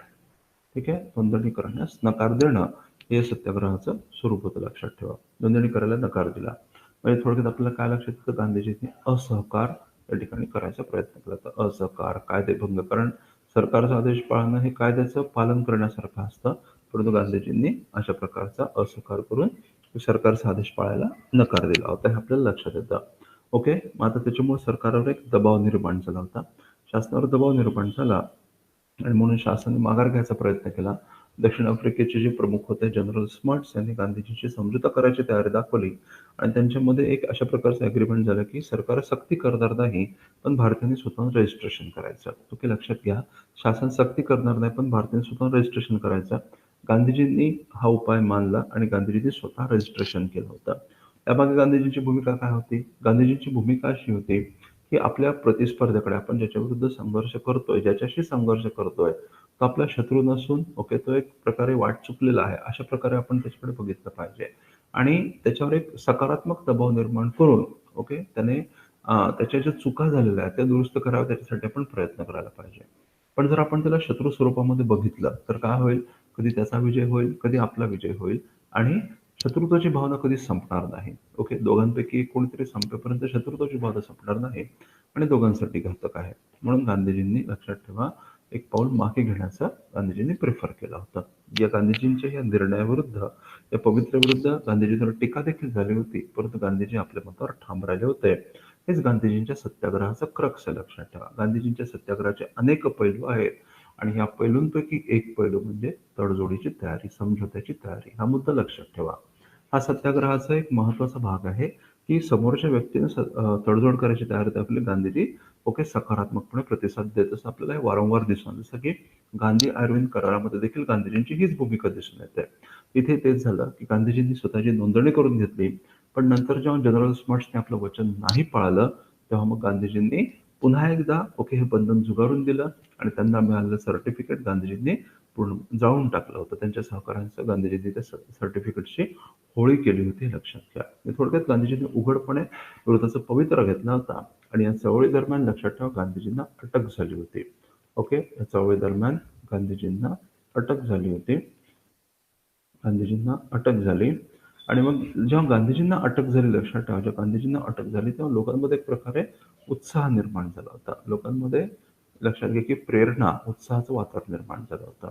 कारण लोकांच्या मनामध्ये तुरुंगाची भीती निघून गेली होती. गांधीजी आपल्यासाठी एवढं सगळं करत आहेत, ओके. आणि काय म्हणू आपण त्याला, की आणि हा अन्यायाविरुद्धचा संघर्ष होता आणि त्यामुळं लोकांमध्ये प्रेरणा निर्माण झाली, उत्साहाचं वातावरण निर्माण झालं आणि तुरुंगाबद्दलची भीती कमी झाली होती. तुरुंगाबद्दलची भीती कमी झाली म्हणून त्या ठिकाणच्या भारतीयांनी उघडपणे आता कायद्यांचं उल्लंघन करून स्वतःला तुरुंगामध्ये भरती करून घ्यायला सुरुवात केली. आणि म्हणून बिपिनचंद्रांनी एक खूप छान शब्द वापरलेला आहे. दक्षिण आफ्रिकेमध्ये तुरुंग या चळवळी दरम्यान किंग एडवर्डचे हॉटेल बनले होते. ओके, म्हणजे लोक हॉटेलमध्ये गेल्यासारखं तुरुंगात जाऊन यायला लागले होते, अशा प्रकारचं वर्णन केलं गेलेलं आहे. ओके, ही महत्वाची गोष्ट आहे. त्याच चळवळी दरम्यान जसं मी तुम्हाला सांगितलं, गांधीजींनी ओके पॅसिव्ह रेझिस्टन्स असोसिएशन नावाची संघटना फॉर्म केली होती, लक्षात घ्या. तर मग या संघर्षामध्ये तसं जर आपण बघितलं तर फारसं काही यश नाही मिळालं. पण आता एक संघर्ष अवस्था मात्र आपल्याला जरूर दिसून येते आणि त्याच्याला दुसरा मुद्दा निर्माण झाला होता. तो मुद्दा म्हणजे लक्षात घ्या, तो मुद्दा म्हणजे ट्रान्सवाल इमिग्रेशन रिस्ट्रिक्शन ऍक्ट. या कायद्याअंतर्गत काय झालं? या कायद्याअंतर्गत भारतीय लोकांना ट्रान्सवालमध्ये येऊ देण्यास बंदी घातली गेली होती. ठीक आहे, म्हणजे आशियाई वंशाच्या लोकांना, भारतीय लोकांना या प्रदेशामध्ये येऊ देण्यास नकार दिला गेला. मग गांधीजींनी काय केलं? ओके, ही बंदी झुगारून त्यांनी बेकायदेशीरपणे काय म्हणू आपण त्याला, की ट्रान्सवालमध्ये प्रवेश करणं, पदयात्रा. या तिसऱ्या कायद्याला गांधीजींनी विरोध कसा केला होता? पदयात्रांच्या स्वरूपामध्ये विरोध केला आणि मग मग असाच काय म्हणू आपण त्याला, की अनेक भारतीयांनी पदयात्रा काढल्या होत्या. त्यांनी बेकायदेशीरपणे या प्रदेशामध्ये प्रवेश केला आणि स्वतःला अटक करून घेतली होती. अशा पद्धतीने हा कायदा देखील धुडकावून लावला गेला होता. ठीक आहे, परंतु हा संघर्ष लांबत गेला. ब्रिटिश सरकार देखील तेवढ्याच स्टबर्न होतं. ओके, आणि त्यामुळे हा संघर्ष लांबत गेला आणि हळूहळू त्या संघर्षाला एक उतरणीची कळा लागली होती, हे लक्षात ठेवा. मग आता तशा परिस्थितीमध्ये काय व्हायला लागलं होतं, की या संघर्षामध्ये सहभाग घेतलेले जे गांधीजींचे सहकारी होते, कामगार जे होते, त्यांच्या उपजीविकेचा प्रश्न निर्माण झाला. ओके, त्यांच्या उपजीविकेचा प्रश्न निर्माण झाला. तेव्हा मग गांधीजींनी त्यांच्या उदरनिर्वाहाची या सदस्यांच्या, सहकाऱ्यांच्या, त्यांच्या कुटुंबियांच्या उदरनिर्वाहाचा सोय करण्यासाठी गांधीजींनी टॉल्स्टॉय फार्म नावाची रचना 1909 मध्ये उभारली होती आणि जर्मन आर्किटेक्ट कॅलन बाख, लक्षात ठेवा, कॅलन बाखची गांधीजींना या फार्मच्या उभारणीमध्ये मदत झाली होती, हे लक्षात घ्या. ओके, आणि याच दरम्यान गोपाळकृष्ण गोखल्यांनी दक्षिण आफ्रिकेला भेट दिली होती आणि दक्षिण आफ्रिकेच्या सरकारने ऑफिशियल गेस्ट म्हणून, अधिकृत प्रतिनिधी म्हणून गोपाळकृष्ण गोखल्यांचं स्वागत केलं. मग गोपाळकृष्ण गोखल्यांना ब्रिटिश सरकारने आश्वासन दिलं दक्षिण आफ्रिकेमधलं, की भारतीयांच्या मागण्यांचा सहानुभूतीने विचार केला जाईल, पण प्रत्यक्षात काही घडून आलं नाही तसं. तर त्यामुळे हा संघर्ष देखील मागे पडला आणि 1913 मध्ये मग मात्र 2 मुद्दे निर्माण झाले. हे 2 मुद्दे कोणते होते? तर एक म्हणजे दक्षिण आफ्रिकेमधल्या माय मिस्टेक दक्षिण आफ्रिकेमधल्या सुप्रीम कोर्टाचा निर्णय. काय होता हा सुप्रीम कोर्टाचा निर्णय? त्यानुसार असं सांगितलं गेलं, की जे विवाह दक्षिण आफ्रिकेमध्ये राहणाऱ्या लोकांचे जे विवाह ख्रिश्चन पद्धतीनुसार नाही केलेले आहेत आणि ज्यांची नोंदणी अधिकाऱ्यांकडे झालेली नाही, असे सगळे विवाह रद्दबातल केले गेले. ठीक आहे? रद्दबातल समजले जाते. आता प्रामुख्याने टार्गेट कोणाला केलं जातंय? भारतीय विवाहांना, भारतीय लोकांना टार्गेट केलं जात आहे. ओके. आणि लक्षात घ्या की हा भारतीय स्त्रियांच्या अस्मितेचा देखील प्रश्न होता आणि म्हणून आता हा संघर्ष सर्वंकष होणार हे नक्की होतं. कारण आता विविध समाज घटक या लढ्यामध्ये सहभागी होतील हे निश्चित होतं. आतापर्यंत फक्त कामगार किंवा सिलेक्टेड घटक होते, पण आता तसं नाही होणार. आता हा संघर्ष सर्वंकष होणार आहे. आणि त्याच वेळेला एक दुसरा मुद्दा निर्माण झाला होता, तो म्हणजे पोल टॅक्सचा मुद्दा. 1913 मध्ये एक नवीन कायदा आला, पोल टॅक्स, निवडणूक कर. त्याच्यामध्ये काय सांगितलं गेलं, की दक्षिण आफ्रिकेमध्ये जे इंडेंचर्ड बेकंत्राटी कामगार होते, अत्यंत गरीब अशी यांची अवस्था होती. त्या बेकंत्राटी कामगारांवर वार्षिक 3 पौंडांचा कर घातला गेला. कशासाठी? तर दक्षिण आफ्रिकेमध्ये निवडणुका कंडक्ट करण्यासाठी. भारतीय लोकांना मतदानाचा अधिकार होता ना, त्यांना उमेदवार म्हणून, आता मतदानाचा नसल्यामुळे उमेदवारीचा अधिकार त्यांना साहजिकच नसणार आहे. त्याच्यामुळे त्यांना मतदानही नाही, उमेदवारी नाही. पण तरी देखील निवडणुकीचा खर्च भारतीय लोकांनी करायचा. अत्यंत अन्यायी अशा प्रकारची तरतूद होती आणि म्हणून लक्षात ठेवा, या संघर्षामध्ये कामगारांचा देखील मोठ्या प्रमाणामध्ये सहभाग घडून आला आणि आता एका सर्वंकष आंदोलनाची पार्श्वभूमी तयार झाली आणि मग गांधीजींनी घोषणा केली, लक्षात ठेवा की हा माझा दक्षिण आफ्रिकेमधला शेवटचा संघर्ष असेल, असं गांधीजींनी घोषित केलं आणि मोठ्या आंदोलनाची सुरुवात झाली होती. मग या आंदोलनाचं स्वरूप काय होतं? लक्षात ठेवा, इथं बघा, इथं दाखवलेलं आहे की बेकायदेशीरित्या ट्रान्सफरमध्ये बॉर्डर क्रॉस करून प्रांतांच्या असणाऱ्या बाउंड्रीज उल्लंघन करून बेकायदेशीरपणे प्रवेश करणे. तर या पदयात्रेला लक्षात ठेवा ट्रान्सवाल मार्च असं म्हटलेलं आहे. ट्रान्सवालची पदयात्रा, ट्रान्सवाल मार्च, अत्यंत महत्वाची घटना. ऑक्टोबर-नोव्हेंबर 1913 मध्ये घडून आलेली ट्रान्सवाल पदयात्रा, त्याचं नेतृत्व स्वतः गांधीजींनी केलं होतं. या पदयात्रेच्या दरम्यान गांधीजींना अनेक वेळेला अटक झाली होती. मोठा प्रतिसाद गांधीजींना मिळाला होता. ओके. तर गांधीजींना अनेक वेळेला अटक झाली, पण प्रत्येक वेळेला अटक झाल्यानंतर गांधीजींना परत नेऊन सोडलं जायचं. गांधीजी पुन्हा त्या पदयात्रेमध्ये सहभागी व्हायचे. मग अंतिमतः गांधीजींना तुरुंगात टाकलं गेलं आणि एका सामान्य गुन्हेगाराप्रमाणे गांधीजींना वागणूक दिली गेली होती. एका सामान्य गुन्हेगाराप्रमाणे गांधीजींना वागणूक दिली, त्यांना त्या ठिकाणी कष्टाची कामं करायला भाग पाडलं गेलं होतं. तर मग या सगळ्या गोष्टींचा परिणाम आता कामगारांवर व्हायला लागला. दक्षिण आफ्रिकेमधल्या कामगारांनी संप केले आणि आता हे आंदोलन, लक्षात ठेवा की दक्षिण आफ्रिकेपुरतंच मर्यादित नाही राहिलं, तर आता याचे पडसाद भारतामध्ये देखील उमटायला लागले होते. आणि या संदर्भामध्ये सगळ्यात महत्वाची भूमिका कोणाची होती? गोपाळकृष्ण गोखल्यांची. तर गोपाळकृष्ण गोखल्यांनी संपूर्ण ब्रिटिश भारतभर दौरे केले आणि दक्षिण आफ्रिकेच्या भारतीयांबद्दल, दक्षिण आफ्रिकेमध्ये भारतीयांची जी काही स्थिती होती त्याच्याबद्दल भारतामध्ये जनजागृती करण्याचा प्रयत्न गोपाळकृष्ण गोखल्यांनी केला. आणि त्यामुळे भारतामध्ये आता कुठेतरी अस्वस्थता निर्माण झालेली आहे. भारतामध्ये त्याचे पडसाद उमटायला लागलेले आहेत. भारतामध्ये संघर्षाची अवस्था निर्माण होते की काय, अशा प्रकारची सिच्युएशन निर्माण झाली आणि त्यामुळे भारतामध्ये ब्रिटिश सरकारवर दबाव निर्माण झाला. गव्हर्नर जनरल होता लॉर्ड हार्डिंग्स.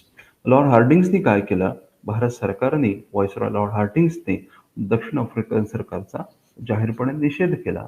त्यामुळे दक्षिण आफ्रिकन सरकारवर दबाव निर्माण झाला. परिणामी काय झालं? लक्षात घ्या.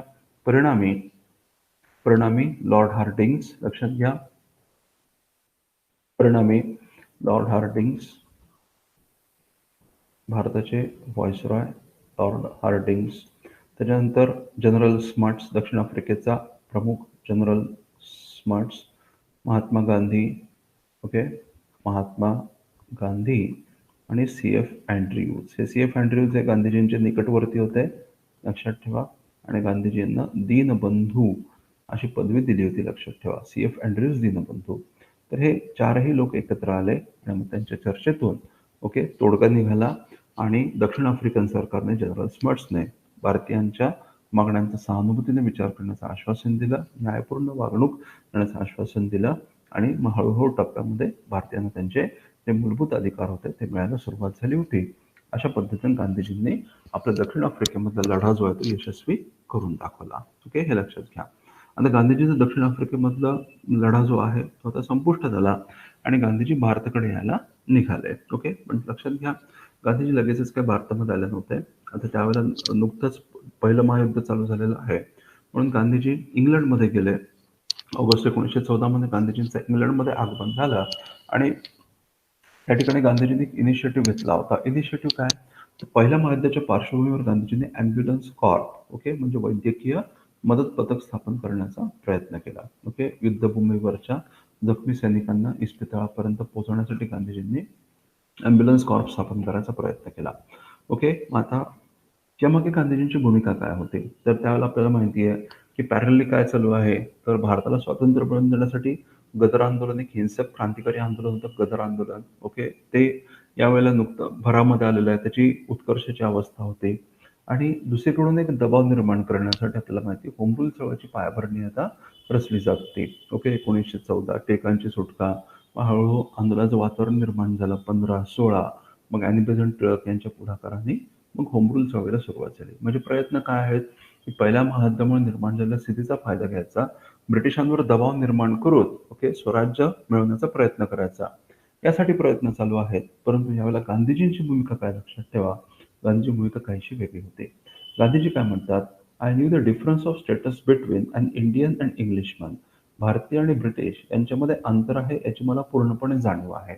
बट आय डू नॉट, म्हणजे असं नाही, मी म्हणत नाहीये की भारतीय आणि ब्रिटिशांना बरोबरीच्या दर्जाने वागवलं जातं, असं माझं मुळीच म्हणणं नाहीये. असं गांधीजी म्हणतात, I knew the difference of status between an Indian and an Englishman, but I do not believe that we had been quite reduced to slavery. पण मला असं नाही वाटत की आपल्याला पूर्णपणे गुलामगिरीमध्ये ढकलण्यात आलेलं आहे. I felt that it was more the fault of the individual officials than of the British system. Okay, ज्या काही अनामोली आहेत, जे काही ब्रिटिश व्यवस्थेमधले जे दोष आहेत, त्या दोषांमागे ब्रिटिश व्यवस्था नसून ओके अधिकारी आहेत. लक्षात घ्या, ब्रिटिश व्यवस्था नसून अधिकारी आहेत. अशाच प्रकारची भूमिका पहिल्या टप्प्यामधल्या मवाळ नेत्यांनी घेतली होती. लक्षात ठेवा, फॉर एक्झाम्पल दादाभाई नौरोजी किंवा इतर जे मवाळ नेते होते त्यांची भूमिका देखील हीच होती. I felt that it was more the fault of individual officials than of the British system and that we could convert them by love. आणि या ब्रिटिश अधिकाऱ्यांचं मन आपण वळवू शकतो. कसं वळवू शकतो? अशा प्रकारच्या गोष्टीतून, अशा प्रकारची पावलं उचलून आपण ॲम्ब्युलन्स कॉर्प स्थापन केलं तर आपले उद्दिष्ट चांगले आहेत, आपण त्यांना मदत करतोय त्यांच्या लक्षात येईल आणि हळूहळू त्यांची भूमिका भारतीयांप्रती मवाळ अशा प्रकारची होईल, समावेशनाची भूमिका होईल, असं गांधीजींचं म्हणणं होतं. If we would improve our status through the help and cooperation with the Britishers, it was our duty to win their help by standing by them in their hour of need. म्हणून अशा वेळेला आपलं कर्तव्य आहे की जेव्हा त्यांना गरज आहे तेव्हा त्यांच्या त्यांच्या खांद्याला खांदा लावून उभं राहिलं पाहिजे. ओके, आणि मग त्या माध्यमातून आपल्याला त्यांची मदत भविष्यामध्ये मिळेल. थोडक्यात आपल्याला स्वराज्याचे स्वशासनाचे अधिकार मिळतील. ही गांधीजींची भूमिका होती. ओके, म्हणून गांधीजी भारतीय लोकांना एक सल्ला देत आहेत. ओके, सल्ला काय आहे? Think imperially if you want to win the swaraj. जर तुम्हाला स्वराज्य मिळवायचं, तुम्ही देखील साम्राज्यवादाच्या भूमिकेतून विचार केला पाहिजे.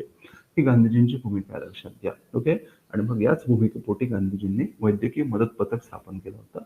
हा मुद्दा समजून घ्या. ओके, परंतु मग गांधीजींची तब्येत बिघडली आणि मग माय मिस्टेक, इंग्लंडमधला जो हिवाळा आहे तो गांधीजींना सहन होण्यासारखा नव्हता. डॉक्टरांच्या सल्ल्याने गांधीजींनी भारतामध्ये परतण्याचा निर्णय घेतला. ओके, परंतु या कालावधीमध्ये गांधीजींनी जे काही योगदान दिलं होतं, ओके, त्या प्रयत्नांमुळे गांधीजींना लष्कराचं सार्जंट मेजर म्हटलं गेलं. आणि त्याचप्रमाणे गांधीजींच्या योगदानाबद्दल, त्यांनी त्यांच्या इंटेन्शनबद्दल, त्यांच्या मदतीबद्दल, दक्षिण आफ्रिकेमधली मदत असेल, जसं मी तुम्हाला सांगितलं की झुलू उठाव, बोर उठाव, आणि इंग्लंडमधलं योगदान, याचं एक काय म्हणू आपण त्याला की रिकग्निशन म्हणून, कृतज्ञता म्हणून गांधीजींना कैसरे हिंद हा किताब देण्यात आला होता. लक्षात ठेवा, याच दरम्यान गांधीजींना कैसरे हिंद हा किताब दिला गेला आणि तो किताब गांधीजींचं भारतामध्ये आगमन झालं. 9 जानेवारी 1915 रोजी गांधीजी भारतामध्ये आले. कुठे उतरले? Gateway of India, Mumbai. कोणत्या बोटीने उतरले होते? SS Arabia. हे लक्षात ठेवा. ओके, मग गांधीजी भारतामध्ये उतरले आणि आपल्याला माहिती आहे की त्यावेळेला भारतामध्ये काय वातावरण होतं, तर भारतामध्ये मवाळ आणि जहाल यांच्यामधला जो टसल होता, जो संघर्ष होता, तो पुन्हा हळूहळू सुरू होतानाची चिन्ह दिसतात आपल्याला. ओके. तर मग टिळकांची सुटका झाली होती. गोपाळकृष्ण गोखले आणि फिरोजशाह मेहता हे जहालांच्या काँग्रेसमधल्या प्रवेशाला विरोध करतात. अशा प्रकारची सिच्युएशन होती आणि मग त्याच दरम्यान गांधीजींचं आता भारतामध्ये आगमन झालेलं आहे. मग अशा परिस्थितीमध्ये गांधीजी कुणाचा गट जॉइन करतात अशा प्रकारची कंडिशन निर्माण झाली. परंतु गोखले गांधीजीचे राजकीय गुरु होते गोपाळकृष्ण गोखले. त्यांनी गांधीजींना भारत भ्रमण करण्याचा सल्ला दिला आणि त्या गांधीजींच्या भारत भ्रमणाला सुरुवात झाली होती. गांधीजींनी या दरम्यान भारतामधल्या विविध ठिकाणांना भेटी दिल्या होत्या. ठीक आहे. हरिद्वारपासून ते खाली कन्याकुमारीपर्यंत, त्याच्यानंतर मग इकडं काय म्हणू आपण त्या गांधीजींनी कलकत्त्यापासून गुजरात हा एक संपूर्ण कराची, सिंध, कलकत्ता असा एक विस्तीर्ण प्रवास गांधीजींनी केला आणि भारतीय समाज, भारतीय समाजाच्या समस्या, त्यापुढे असणारी आव्हानं समजून घेण्याचा गांधीजींनी प्रयत्न केला होता. हे मुद्दे समजून घ्या. ओके. आणि या काळादरम्यान हा जो 1-1.5 वर्षाचा काळ आहे, या काळामध्ये गांधीजींनी कोणत्याही प्रकारच्या राजकीय कृती, राजकीय संघर्ष करण्याचं टाळलं.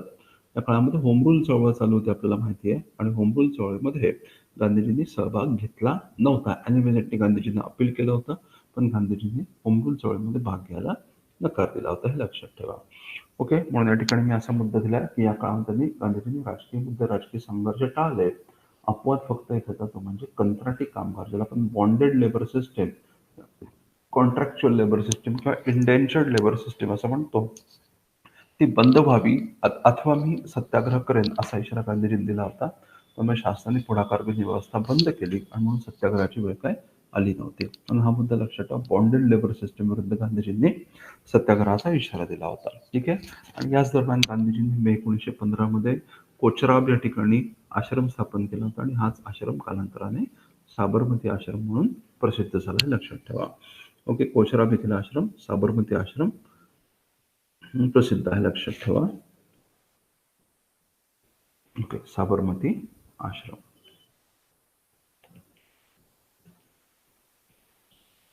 ओके. या भारत भ्रमणादरम्यान गांधीजींनी, लक्षात घ्या, गांधीजींनी शांतिनिकेतन या ठिकाणी रवींद्रनाथ टागोरांना भेट दिली होती. ओके. तर या ठिकाणी एक मुद्दा महत्त्वाचा आहे, लक्षात ठेवा. असं सांगितलं जातं की हा मुद्दा महत्त्वाचा आहे. गांधीजींना महात्मा ही जी पदवी आहे ती कोणी दिली होती? ओके. लक्षात ठेवा. गांधीजींना महात्मा ही पदवी कोणी दिली होती? ते या संदर्भामध्ये काही मतं सांगितली जातात. ओके. 2-3 उत्तर आहेत, लक्षात ठेवा. एक उत्तर आहे ते म्हणजे स्वामी श्रद्धानंद गांधीजी जेव्हा हरिद्वारला गेले होते, तर हरिद्वारच्या गांधीजींच्या दौऱ्यादरम्यान स्वामी श्रद्धानंद यांनी गांधीजींना महात्मा असं संबोधलं होतं आणि गांधीजींनी सुद्धा स्वामी श्रद्धानंद यांना महात्मा असं संबोधलं होतं असं सांगितलं जातं. पण जे मान्य मत आहे, लक्षात ठेवा, त्यानुसार गांधीजींना महात्मा हे जे पदवी आहे, महात्मा हे जे अभिधान आहे, ते रवींद्रनाथ टागोर यांनी दिलं होतं. हे लक्षात ठेवा. ओके. हा मुद्दा समजून घ्या. आणि गांधीजींनी रवींद्रनाथ टागोरांना गुरुदेव अशी पदवी दिली होती. लक्षात ठेवा. सो महात्मा आणि गुरुदेव यांची भेट या ठिकाणी घडून आली असं लक्षात ठेवा. ओके. हा तुमचा MCQ असेल. ओके. समजून घ्या. ओके. मग आता याच दरम्यान गांधीजींनी आपल्या अनुभवांवर आधारित एक पुस्तक लिहिलं होतं 1917 मध्ये, थर्ड क्लास इंडियन रेल्वेज नावाचं पुस्तक गांधीजींनी या काळामध्ये रचलं होतं. हे लक्षात घ्या. ओके. हा मुद्दा आपल्याला माहिती आहे. गांधीजींचं जेव्हा भारतामध्ये आगमन झालं होतं तो दिवस प्रवासी भारतीय दिवस म्हणून भारत शासनातर्फे साजरा केला जातो. हे मुद्दे समजून घ्या. तर जसं मी तुम्हाला सांगितलं, या काळामध्ये गांधीजींनी अनुभव घेण्यावर भर दिला, आश्रम स्थापन केला, एका प्रश्नावर सत्याग्रहाचा इशारा दिला, पण ती वेळ काही आली नाही. ठीक आहे. आणि मग याच काळामध्ये गांधीजींनी 1915च्या मुंबई अधिवेशनामध्ये भाग घेतला होता काँग्रेसच्या. त्याचप्रमाणे गांधीजींनी लखनौ अधिवेशनामध्ये देखील भाग घेतला होता. आणि लखनौ अधिवेशनामध्ये ओके ज्या काही अत्यंत महत्त्वाच्या घडामोडी झाल्या होत्या, त्यामध्ये अजून एक घडामोड झाली होती. आपल्याला माहिती आहे, लखनौ अधिवेशन म्हणजे काँग्रेस आणि मुस्लिम लीग यांच्यामध्ये करार झाला होता. जहाल मवाळ हे एकत्र आले होते. आणि त्या व्यतिरिक्त अजून एक घटना घडली, ती म्हणजे ओके गांधीजींना एक व्यक्ती, एक नेते भेटायला आले होते, स्थानिक नेते भेटायला आले होते, ज्यांचं नाव होतं राजकुमार शुक्ल. ओके. राजकुमार शुक्ल, लक्षात घ्या, राजकुमार शुक्ल यांनी महात्मा गांधीजींची भेट घेतली आणि त्यांनी ओके बिहारमधला जो चंपारण नावाचा जो भाग होता, त्या ठिकाणच्या शेतकऱ्यांचे प्रश्न मांडले, त्यांच्या व्यथा मांडल्या आणि त्या शेतकऱ्यांच्या वतीनं ओके गांधीजींनी संघर्षामध्ये नेतृत्व स्वीकारावं अशी विनंती राजकुमार शुक्लांनी केली. गांधीजींनी विनंती मान्य केली. आता गांधीजींच्या सत्याग्रहाला, भारतामधील संघर्षाला सुरुवात झाली होती. हे लक्षात घ्या. ओके. आता आपल्याला माहिती आहे गांधीजींचे हे जे भारतामधले संघर्ष होते, मी तुम्हाला सांगितलं हे प्रारंभिक संघर्ष कोणते, तर चंपारण, ओके, अहमदाबाद आणि खेडा. आणि हा मुद्दा अत्यंत महत्त्वाचा आहे. हा क्रम तुम्हाला असाच्या असं लक्षात ठेवायचा आहे. असा प्रश्न एमपीएससी मेन्समध्ये विचारला देखील होता की कोणत्या क्रमाने गांधीजींनी हे संघर्ष केले होते. ओके, हे लढे कोणत्या क्रमाने लढले होते, तर चंपारण, अहमदाबाद आणि खेडा. हा क्रम तुम्हाला लक्षात ठेवणं आवश्यक आहे, समजून घ्या.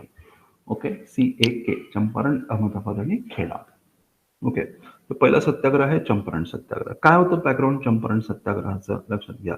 चंपारण सत्याग्रह एप्रिल 1917 मध्ये याला सुरुवात झाली होती आणि याच्या बॅकग्राऊंड आपल्याला काय दिसतं, तीन कठिया व्यवस्था. बघा, तीन कठिया व्यवस्था काय आहे. तीन कठिया व्यवस्था, तर आपल्याला माहिती की हा जो प्रदेश होता चंपारणचा, हा निळीच्या शेतीकरता महत्वाचा होता. चंपारण जो प्रदेश आहे बिहार मधला हा प्रदेश होता आणि हा निळीच्या शेतीकरता ओळखला जात असे. निळीची शेती. मग या निळीच्या शेती संदर्भामध्ये युरोपियन मळेवाले, लक्षात घ्या, युरोपियन मळेवाले जे होते, आता ह्याच्या जमिनी असेल तर युरोपियन मळेवाल्यांच्या ताब्यामध्ये असायच्या आणि युरोपियन मळेवाले शेतमजुरांवर किंवा शेतकरी म्हणून शेतमजूर, शेतकरी, शेतकऱ्यांवर, पिझंट्सवर, शेतकोळ्यांवर निळीची सक्ती करत असत, असं सांगितलं गेलेलं आहे. निळीची सक्ती, आणि ही जी सक्ती होती त्याला तीन कठिया सिस्टीम असं म्हटलं जायचं. तीन कठिया व्यवस्था म्हणजे काय असायचं, लक्षात ठेवा. तीन कठिया व्यवस्था म्हणजे काय. आता आपल्याला माहिती आहे या भागामध्ये जमीनदारी व्यवस्था होती. आता जमीनदार काय करायचे, त्यांच्या ताब्यामधली जमीन युरोपियन मळेवाल्यांना भाड्याने द्यायचे. आता युरोपियन मळेवाले स्वतः तर जमीन काय कसणार नाहीयेत, म्हणून युरोपियन मळेवाले काय करायचे की ही जमीन भारतीय शेतकऱ्यांच्या हवाली करायची. म्हणजे जमीनदार युरोपियन मळेवाले आणि भारतीय शेतकरी. आता युरोपियन मळेवाले, लक्षात ठेवा, युरोपियन प्लांटर, युरोपियन मळेवाले, ओके, भारतीय शेतकऱ्यांच्या ताब्यामध्ये ही जमीन देत असत. परंतु शेतकऱ्यांनी ती जमीन जेव्हा कसण्यासाठी घेतलेली आहे तेव्हा शेतकऱ्यांवर काही बंधनं होती. बंधनं काय होती, त्या जमिनीचं भाडं तर ऑफकोर्स दिलं पाहिजे. ओके, जमिनीचं भाडं त्यांना देणं अभिप्रेत होतं. रेंट, आता ते तर साहजिकच आहे कारण त्यांनी मळेवाल्याकडून जमीन घेतलेली आहे. जमिनीचं भाडं त्यांनी घेतलं पाहिजे आणि त्याचबरोबर त्याच्यावर अजून एक सक्ती होती. ही सक्ती कोणती होती, लक्षात ठेवा. ही सक्ती म्हणजे त्याने त्या जमिनीचे 20 हिस्से इमॅजिन करून, म्हणजे त्या जमीन समजा की हा जमिनीचा जो भाग असेल, ठीक आहे, जमिनीचे 20 हिस्से कल्पिले जायचे आणि 20 हिस्सांपैकी 3 भागांवर, ओके, 20 पैकी 3 भागांवर त्याने निळीची शेती करणं सक्तीचं होतं. ठीक आहे, यालाच आपण म्हणतो तीन कठिया ऑब्लिगेशन, तीन कठिया बंधन. तीन कठिया बंधन त्याच्यावर होतं, लक्षात ठेवा. तीन कठिया म्हणजे काय, तर 20 पैकी 3 भागांवर त्याने निळीची शेती कंपल्सरी केली पाहिजे. हे जे बंधन होतं त्याला तीन कठिया बंधन असं म्हटलं जायचं. आणि साहजिकच त्या जमिनीमधली जी सर्वोच्च किंवा सर्वोत्कृष्ट जो भाग असेल त्या जमिनीचा, त्या भागावरच ही निळीची शेती केली जायची. पहिला मुद्दा. त्याच्यानंतर त्याने जी पिकवलेली निळ आहे, पिकवलेली निळ आहे ती त्याच युरोपियन मळेवाल्याला दिली पाहिजे आणि युरोपियन मळेवाला मागेल त्या किमतीमध्ये दिली पाहिजे, अशा प्रकारचं बंधन होतं. सुरुवातीच्या काळामध्ये काय होतं, निळेला मोठ्या प्रमाणामध्ये मागणी होती. परंतु पहिल्या महायुद्धाच्या पार्श्वभूमीवर हळूहळू निळीची मागणी कमी व्हायला लागली आणि त्यामुळे अशा प्रकारचे व्यवहार हे शेतकरी आणि मळेवाले दोघांनाही आता उपयोगी ठरत नव्हते. पण मळेवाले आणि शेतकरी दोघांना देखील या निळीच्या शेतीतून, या बंधनातून माघार घ्यायची आहे. परंतु अशा माघारीचं जे ओझं असेल, त्याचा जो खर्च असेल, त्याच्यामुळे होणारं नुकसान असेल, ते युरोपियन मळेवाल्याला स्वतःवर घेण्याची इच्छा नाहीये. ओके, आणि मग त्यांनी काय केलं की ब्रिटिश सत्तेमध्ये असणारं आपलं अस्तित्व, त्याचा फायदा घेतला. त्यांचं स्वतःचं जे वर्चस्व होतं त्याचा फायदा त्यांनी घेतला आणि शेतकऱ्यांवर त्यांनी सक्ती करायला सुरुवात केली की शेतकऱ्यांना जर या निळीच्या व्यवस्थेतून, तीन कठिया व्यवस्थेतून माघार घ्यायची असेल, त्यांनी नुकसान भरपाई दिली पाहिजे. ठीक आहे, म्हणजे माघार दोघांनाही घ्यायची आहे, परंतु त्या माघारीचं ओझं या मळेवाल्यांनी शेतकऱ्यांवर ढकलून द्यायला सुरुवात केली आणि त्यांनी जबरदस्तीने, सक्तीने नुकसान भरपाई वसूल करायला सुरुवात केली. लक्षात ठेवा, सक्तीने नुकसान भरपाई, आणि इल्लिगल होतं हे सगळंच, बेकायदेशीर अशा प्रकारचं होतं. तर ते नुकसान भरपाई वसूल करायला सुरुवात केली. मग स्थानिक घटकांनी, ओके, स्थानिक नेतृत्वाच्या मदतीने, उदाहरणार्थ राजकुमार शुक्ला, संघर्ष करण्याचा प्रयत्न केला. त्यांनी अधिकाऱ्यांकडे, काय म्हणून आपण त्याला, दाद मागितली, न्यायालयाकडे दाद मागितली, जमीनदारांकडे दाद मागितली. पण या सगळ्या लोकांचं युरोपियन मळेवाल्यांशी, त्यामुळे पण त्याला संगनमत होतं. ओके, आणि त्यामुळं या संघर्षाला फारसं काही यश मिळालं नाही. आणि मग राजकुमार शुक्ला हे गांधीजींच्या संपर्कामध्ये आले आणि त्यांनी गांधीजींना विनंती केली, अशा पद्धतीने या संघर्षामध्ये गांधीजींचं आगमन झालं. लक्षात ठेवा. या संघर्षामध्ये गांधीजींचे सहकारी कोण होते? राजकुमार शुक्ला, राजेंद्र प्रसाद, अनुराग नारायण सिन्हा, ब्रिजकिशोर आणि जी.बी. कृपलानी, ज्यांना आपण आचार्य कृपलानी असं म्हणतो. जी.बी. कृपलानी गांधीजींचे सहकारी होते. आणि लक्षात घ्या, राजेंद्र प्रसाद हे नाव आपल्यासाठी महत्वाचे आहेत. राजकुमार शुक्ला तर आपल्या लक्षात राहतच, पण राजेंद्र प्रसाद, अनुराग नारायण सिन्हा, ब्रिजकिशोर आणि जी.बी. कृपलानी. ओके. राजेंद्र प्रसाद, अनुराग नारायण सिन्हा त्याला बिहार विद्यापीठामध्ये होते आणि ते त्यामुळे आपण त्याला विद्यार्थी नेते म्हणून त्याला हळूहळू समोर यायला लागले होते. आणि त्यांचा हा गांधीजींशी झालेला पहिला संपर्क असं आपल्याला म्हणता येतं. तर गांधीजी बिहारमध्ये आले आणि गांधीजींनी मग शेतकऱ्यांची चौकशी, म्हणजे शेतकऱ्यांवर किती अन्याय झाला, त्यांच्याकडून कसं वसूल केलं गेलं, याची आकडेवारी गांधीजी गोळा करायला लागले. चौकशी मोहीम गांधीजींनी चालू केली. आता चौकशी मोहिमेदरम्यान गांधीजी मोतीहारी या नावाच्या गावामध्ये आले होते. लक्षात ठेवा, तिरहुत विभागामध्ये चंपारण नावाचा जिल्हा होता आणि या चंपारणमध्ये मोतीहारी नावाचं गाव होतं. या मोतीहारी गावामध्ये गांधीजी आले असताना तिरहुतच्या डिव्हिजनल कमिशनरने गांधीजींना आपली चौकशी मोहीम तात्काळ स्थगित करण्याचा, थांबवण्याचा आदेश दिला. परंतु गांधीजींनी आपली चौकशी मोहीम थांबवण्याला नकार दिला. आणि म्हणून स्थानिक प्रशासनाने गांधीजींना अटक केली, तुरुंगात टाकलं. आता गांधीजी करत का, तर केवळ चौकशी तर करत होते. अशा परिस्थितीमध्ये अन्यायीपणे गांधीजींना अटक केली आणि त्यामुळं मला लक्षात ठेवायचे विद्यार्थी नेते होते, त्यांनी आता मोठ्या प्रमाणामध्ये एजिटेशन्स, आंदोलनं करायला सुरुवात केली. शेतकऱ्यांनी देखील आंदोलनामध्ये भाग घेतला आणि आता हळूहळू याला जन आंदोलनाचं स्वरूप प्राप्त झालं. तर बिहारमधला हा जो गोंधळ होता, हे जे डिस्टर्बन्सेस निर्माण झाले होते, त्याचे पडसाद आता बंगाल आणि मुंबईमध्ये उमटायला लागले. बंगाल आणि बॉम्बेच्या वृत्तपत्रांनी, लक्षात ठेवा, हा मुद्दा उचलून धरला. त्यामुळे भारत सरकारवर दबाव निर्माण झाला आणि भारत सरकारने बिहार सरकारवर दबाव टाकला आणि त्या परिणामी लक्षात ठेवा की एक शासकीय चौकशी समिती नेमली गेली.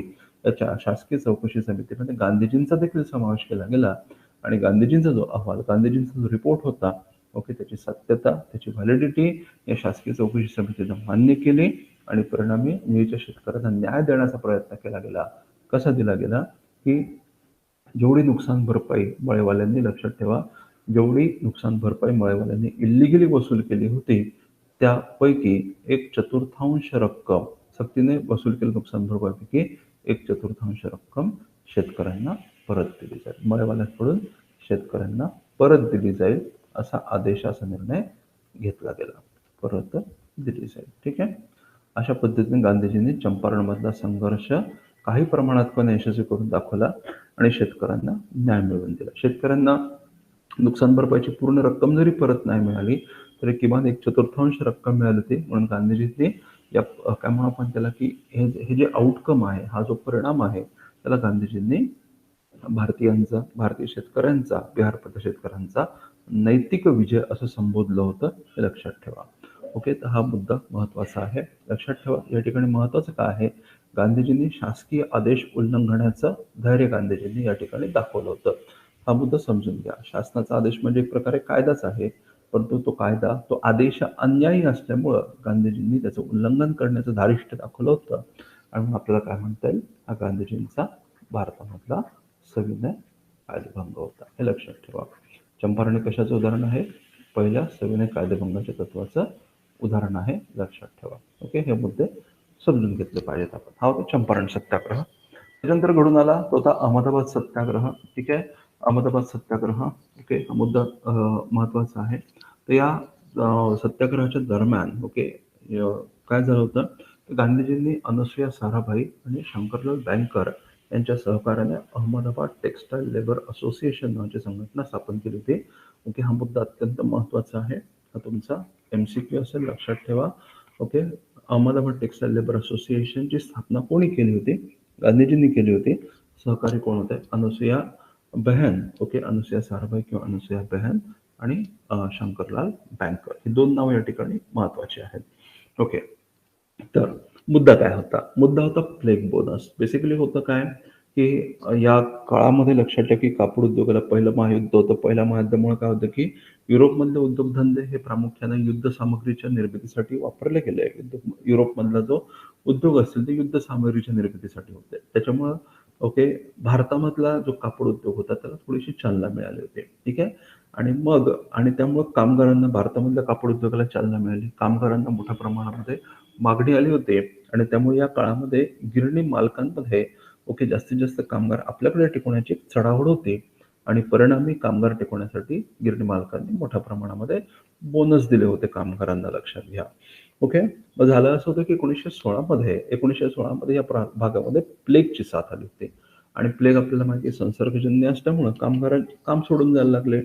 मग अशा परिस्थितीमध्ये कामगारांनी काम सोडून जाऊ नये, टिकून राहावं याकरता गिरणी मालकांनी बोनस द्यायला सुरुवात केली. त्याला आपण प्लेग बोनस म्हणतो. मग नंतर प्लेगची साथ गेली. प्लेगची साथ गेल्यानंतर मग त्या गिरणी मालकांनी हा बोनस रद्द करायचा प्रयत्न केला. परंतु गिरणी कामगारांचं काय म्हणणं होतं की पहिल्या महायुद्धामुळे खूप मोठ्या प्रमाणामध्ये टंचाई आणि महागाई या समस्या निर्माण झालेल्या आहेत आणि त्याच्यामुळे बोनस कंटिन्यू केला जावा, असं त्यांचं म्हणणं होतं. पण आता गिरणी मालकांची बोनस कंटिन्यू करायची तयारी नाहीये. मग अशा परिस्थितीमध्ये मालक आणि कामगार यांच्यामध्ये संघर्ष निर्माण झाला. मग कुठेतरी तडजोड होण्याचा प्रयत्न झाला. तेव्हा गिरणी कामगारांनी मागणी केली की आम्हाला किमान 50% बोनस पाहिजे. गिरणी कामगारांचं म्हणणं काय? आम्हाला किमान 50% बोनस पाहिजे. किमान 50%. आणि गिरणी मालकांचं म्हणणं होतं, आम्ही तुम्हाला कमाल 20% देऊ. ठीक आहे. म्हणजे गिरणी मालक 20% पेक्षा जास्त द्यायला तयार नाहीयेत आणि गिरणी कामगार 50% पेक्षा कमीमध्ये ऐकायला तयार नाहीयेत. आणि त्यामुळे आता संघर्ष टोकाला पोहोचला. एक डेडलॉकची सिच्युएशन निर्माण झाली. कामगार गेले संपाला. संपावर गेले कामगार आणि त्यामुळं आता हे संपावर गेलेले कामगार कायदा सुव्यवस्थेचा प्रश्न निर्माण करतील अशी स्थानिक प्रशासनाला भीती वाटली आणि स्थानिक प्रशासनाच्या विनंतीवरून गांधीजींची मध्यस्थी कडून आली होती. लक्षात ठेवा, काही ठिकाणी काही पुस्तकांमध्ये अनसुया बहन यांनी पुढाकार घेतला असं वर्णन आहे आणि काही पुस्तकांमध्ये स्थानिक प्रशासनाची विनंती असं देखील वर्णन आहे. तरी काही आलं तरी तुम्ही एक्झाममध्ये सिच्युएशन बघून मॅनेज करू शकाल. स्थानिक प्रशासनाच्या विनंतीवरून गांधीजींनी या ठिकाणी मध्यस्थी करण्याचा निर्णय घेतला. गांधीजी त्या ठिकाणी आले आणि मग गांधीजी कामगारांचे नेते म्हणून सहभागी झाले होते. मग गांधीजींच्या मध्यस्थीमुळे, लक्षात ठेवा, गांधीजींच्या मध्यस्थीमुळे काय झालं? एका लवादाची स्थापना झाली. गांधीजींच्या मध्यस्थीमुळे एक लवाद स्थापन झाला. ज्याच्यामध्ये 3 कामगारांचे सदस्य असतील, कामगारांचे प्रतिनिधी असतील आणि 3 प्रतिनिधी गिरणी मालकांचे असतील. 3 कामगारांचे प्रतिनिधी आणि 3 मालकांचे प्रतिनिधी आणि गांधीजी हे कामगारांच्या वतीने याच्यामध्ये सहभागी झाले होते. लक्षात घ्या, गांधीजी कामगारांच्या वतीने सहभागी झाले. मग आता लवादाचं कामकाज पुढे जायला लागलं. कामगार आपल्या कामावर देखील रुजू झाले आणि मग जसं लवादाचं कामकाज पुढे जायला लागलं तसं गिरणी मालकांच्या एक लक्षात आलं की कामगारांची मागणी मान्य होतीये, कामगारांना जास्त बोनस द्यावा लागतोय. हे जेव्हा गिरणी मालकांच्या लक्षात आलं तेव्हा त्यांनी स्वतःहून त्या लवादातून माघार घेतली. लक्षात घ्या, तेव्हा त्यांनी स्वतःहून त्या लवादातून माघार घेतली आणि मग त्यावेळेला गांधीजींनी गिरणी मालकांवर दबाव निर्माण करण्यासाठी, लक्षात घ्या, की आता गांधीजींनी सत्याग्रहाचा इशारा दिला. तर कामगारांनी आता गिरणी मालकांच्या पवित्र्याविरुद्ध संघर्ष केला होता. तर मुद्दा समजून घ्या, सत्याग्रह केला होता आणि या सत्याग्रहामध्ये गांधीजींच्या सहकारी कोण होत्या? अनसुया बहन. आता या अनसुया बहन होत्या कोण? लक्षात ठेवा, अनसुया बहन या कोण होत्या? साराभाई, त्यांना अनसुया बहन असं म्हटलं जातं. तर या कोण होत्या? तर अंबालाल साराभाई यांच्या भगिनी होत्या. लक्षात ठेवा, अंबालाल साराभाई यांच्या भगिनी. आता पुढचा प्रश्न, मग अंबालाल साराभाई कोण आहेत? अंबालाल साराभाई यांच्या भगिनी. मग अंबालाल साराभाई कोण आहेत? लक्षात ठेवा, अंबालाल साराभाई हे गिरणी मालकांचे नेता होते. गिरणी मालकांचे नेता हा एक महत्वाचा मुद्दा लक्षात ठेवा. त्याचप्रमाणे ते गांधीजींचे मित्र देखील होते. गांधीजींचे मित्र. आणि गांधीजींचा जो साबरमती आश्रम होता, त्या साबरमती आश्रमाला या अंबालाल साराभाईंनी सहाय्य केलं होतं. साबरमती आश्रमास मदत त्यांनी केली होती. पण आता लक्षात ठेवा, म्हणजे अंबालाल साराभाई गांधीजींचे मित्र जरी असले तरी कर्तव्य भावनेने गांधीजींनी जेव्हा संघर्षाचा मुद्दा उद्भवला, अन्याय आणि न्याय यांच्यामधला संघर्ष जेव्हा उभा राहिला, तेव्हा गांधीजींनी कामगारांची बाजू घेतली होती आणि अंबालाल साराभाई ज्या गिरणी मालकांचे नेता होते, अशा गिरणी मालकांविरुद्ध गांधीजींनी पवित्रा घेतला होता. हे लक्षात ठेवा, हा मुद्दा या ठिकाणी महत्वाचा आहे. गांधीजींचे मित्र, गिरणी मालकांचे नेता अंबालाल साराभाई. आणि मग या संघर्षामध्ये अंबालाल साराभाईंची बहीण अनसुया बहन ही गांधीजींच्या बाजूने उभी होती, हे लक्षात घ्या. म्हणून हे नाव महत्वाचं आहे, अनसुया बहन. तर मग झालं असं की आता गांधीजींचा संघर्ष लोकप्रिय व्हायला लागला, सत्याग्रह लोकप्रिय व्हायला लागला. मग गिरणी मालकांनी एक दबाव तंत्र वापरलं. काय दबाव तंत्र होतं? लक्षात घ्या, ही गिरणी कामगार देखील किती दिवस सस्टेन करतील, कारण त्यांचं पोट हातावर असतं. काम नाही तर मग उपजीविकेचा प्रश्न निर्माण होईल. आणि म्हणून नेमक्या याच गोष्टीचा फायदा घेऊन गिरणी मालकांनी असं घोषित केलं, की जे कामगार 20% बोनस घ्यायला तयार असतील ना, लगेचच कामावर रुजू करून घेतलं जाईल. एक अशा प्रकारची घोषणा करून गिरणी मालकांनी, लक्षात ठेवा, गिरणी मालकांनी कामगारांमध्ये फूट पाडण्याचा प्रयत्न केला. ही फूट रोखली जावी, ओके, आणि गिरणी मालकांनी असा पवित्रा घेऊ नये, कामगारांना न्याय द्यावा, ओके. या हेतूने गांधीजींनी 15 मार्च 1960 रोजी आमरण उपोषणाला सुरुवात केली. हे गांधीजींचं भारतामधलं पहिलं उपोषण आहे, लक्षात ठेवा, ओके. आणि गांधीजींच्या या उपोषणाला यश प्राप्त झालं. गिरणी मालकांनी माघार घेतली, लवादामध्ये पुन्हा सामील होण्याचं मान्य केलं, ओके. या मध्य काळामध्ये गांधीजींनी दाखवून दिलं होतं की 35% मागणी ही योग्य आहे, ठीक आहे. म्हणजे कामगार आणि मालक, ओके, यांच्यामध्ये एक मिडल फिगर गांधीजींनी त्या ठिकाणी सजेस्ट केली होती. 35% ही मागणी योग्य आहे असं गांधीजींनी सुचवलं. मग लवादाने देखील नंतर हा आकडा मान्य केला आणि अंतिमतः कामगारांना 35% बोनस दिला गेला. आणि अशा पद्धतीनं गांधीजींना या संघर्षामध्ये यश मिळालं होतं, लक्षात घ्या. गांधीजींचा हा लढा यशस्वी ठरला होता. त्यानंतर पुढचा सत्याग्रह आहे तो म्हणजे खेडा सत्याग्रह, ओके. लक्षात घ्या, खेडा सत्याग्रह त्या ठिकाणचा मुद्दा काय होता, तर खेडा हा देखील गुजरातमधला प्रदेश आहे. या ठिकाणी दुष्काळामुळे नापिकीची अवस्था आली होती, ओके. दुष्काळामुळे नापिकीची अवस्था होती, मोठ्या प्रमाणामध्ये नापिकी अवस्था होती. आणि एक नियम असा होता की कुठल्या कारणामुळे सरासरीपेक्षा, ओके, आपल्याला माहिती या ठिकाणी रयतवारी व्यवस्था होती. आणि रयतवारी व्यवस्थेअंतर्गत एक सवलतीचा नियम होता. तो नियम काय होता की कुठल्या कारणामुळं जर उत्पादन, एखाद्या वर्षीचं उत्पादन सरासरी उत्पन्नाच्या 1/4पेक्षा जर कमी असेल, तर अशा केसमध्ये सारा माफी दिली जायची, ओके. असा नियम होता. मग आता होतंय काय, की मोठा दुष्काळ पडला, त्यामुळे नापिकीची अवस्था आली होती. आणि त्याच वेळेला युद्धामुळे, ओके, टंचाई आणि महागाईचा देखील मार होता. मग अशा परिस्थितीमध्ये या भागामध्ये शेतकऱ्यांनी मागणी करायला सुरुवात केली की यावेळेला उत्पादनही नाहीये आणि महागाई आणि टंचाई यामुळं एक खूप मोठा ताण आहे.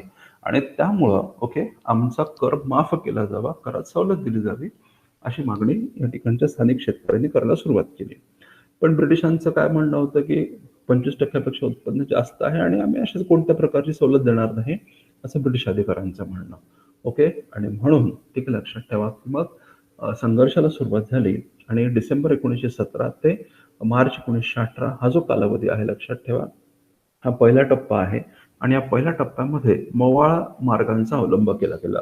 तर मवाळ मार्ग म्हणजे काय? वृत्तपत्रातून प्रचार करणं, बातम्या देणं, अर्ज विनंत्या करणं, आकडेवारी गोळा करणं आणि त्या आकडेवारीच्या माध्यमातून ब्रिटिशांना दाखवून देणं की शेतकऱ्यांचं किती नुकसान झालेलं आहे. अशा पद्धतीनं काय म्हणू आपण त्याला, की आंदोलन करायचा प्रयत्न केला गेला. पण त्याला फारसं काही यश प्राप्त झालं नाही. आणि मार्च 1918 मध्ये गांधीजींचं या भागामध्ये आगमन झालं, की गांधीजींचा या आंदोलनामध्ये प्रवेश झाला होता, लक्षात घ्या. मग या आंदोलनामध्ये गांधीजींचे सहकारी कोण कोण होते? वल्लभभाई पटेल, शंकरलाल बँकर, अनुसूया बहन, इंदुलाल याज्ञिक आणि महादेवभाई देसाई हे गांधीजींचे सहकारी होते. आणि असं सांगितलं गेलं की वल्लभभाई पटेलांचं हे पहिलं, काय म्हणून आपण त्याला, आंदोलन असं म्हणता येईल, ओके. तर गांधीजींच्या आत्मचरित्रामध्ये असं सांगितलं की वल्लभभाई पटेलांनी आपली अत्यंत काय म्हणू आपण त्याला, की जोमामध्ये चालणारी वकिली प्रॅक्टिस त्यांनी सोडली आणि गांधीजींच्या या संघर्षामध्ये वल्लभभाई पटेल सहभागी झाले होते, अशा प्रकारचं वर्णन आहे, ओके. याच दरम्यान गांधीजींनी गुजरात सभा नावाची संघटना स्थापन केली होती. ती गुजरात सभा या संघर्षामध्ये उतरली. गोपाळकृष्ण गोखले यांनी स्थापन केलेली servants of India league society देखील सामील झाली होती.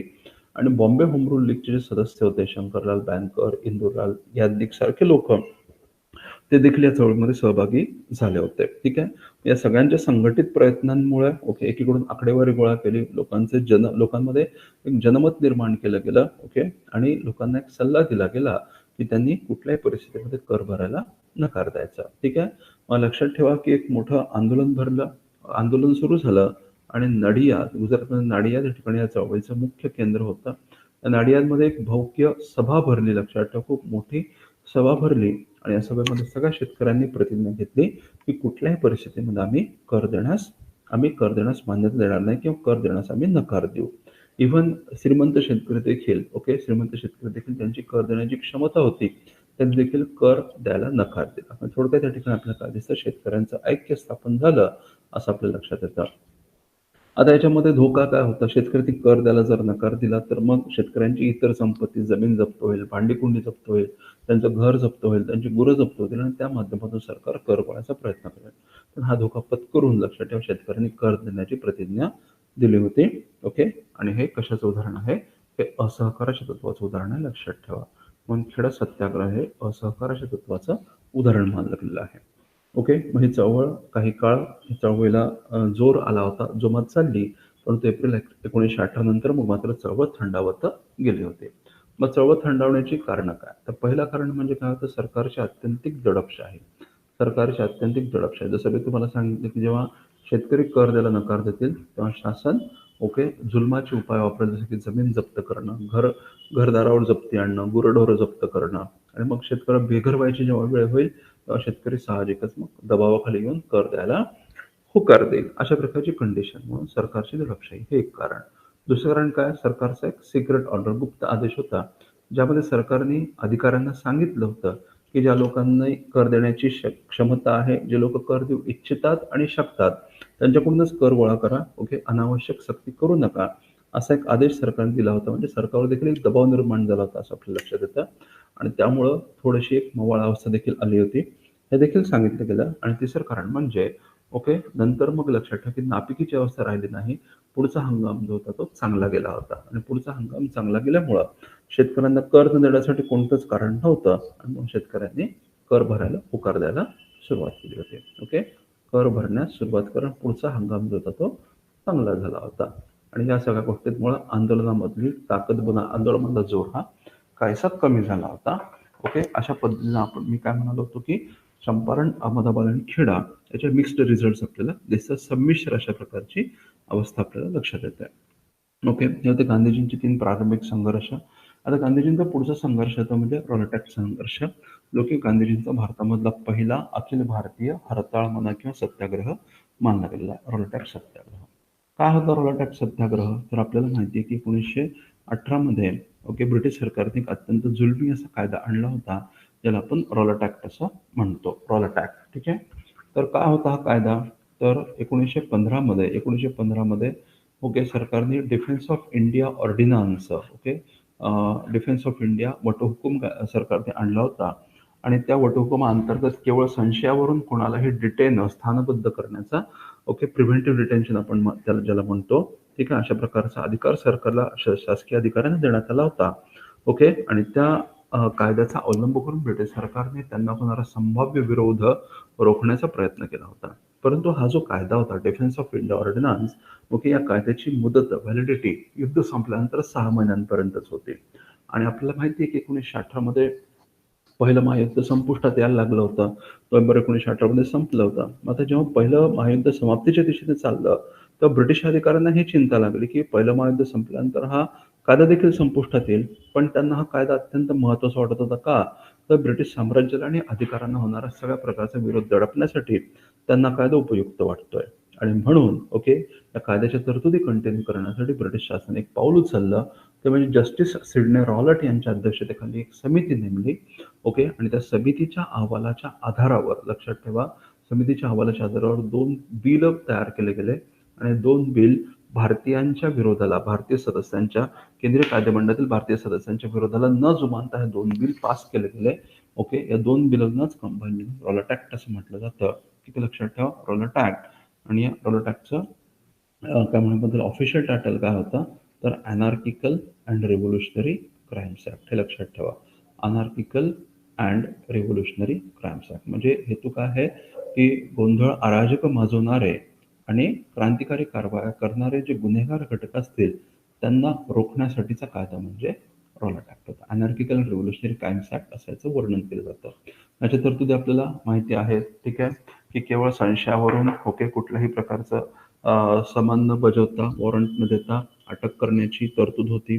त्याच्यानंतर मग 3 हायकोर्टाच्या ज्युरी पुढे ओके बंद कमऱ्याआड, बंद खोलीआड त्यांच्यावर खटला चालवला जाईल. त्या खटल्यामध्ये त्यांना कुठल्याही प्रकारचं स्वतःची बाजू मांडण्याची परवानगी नव्हती.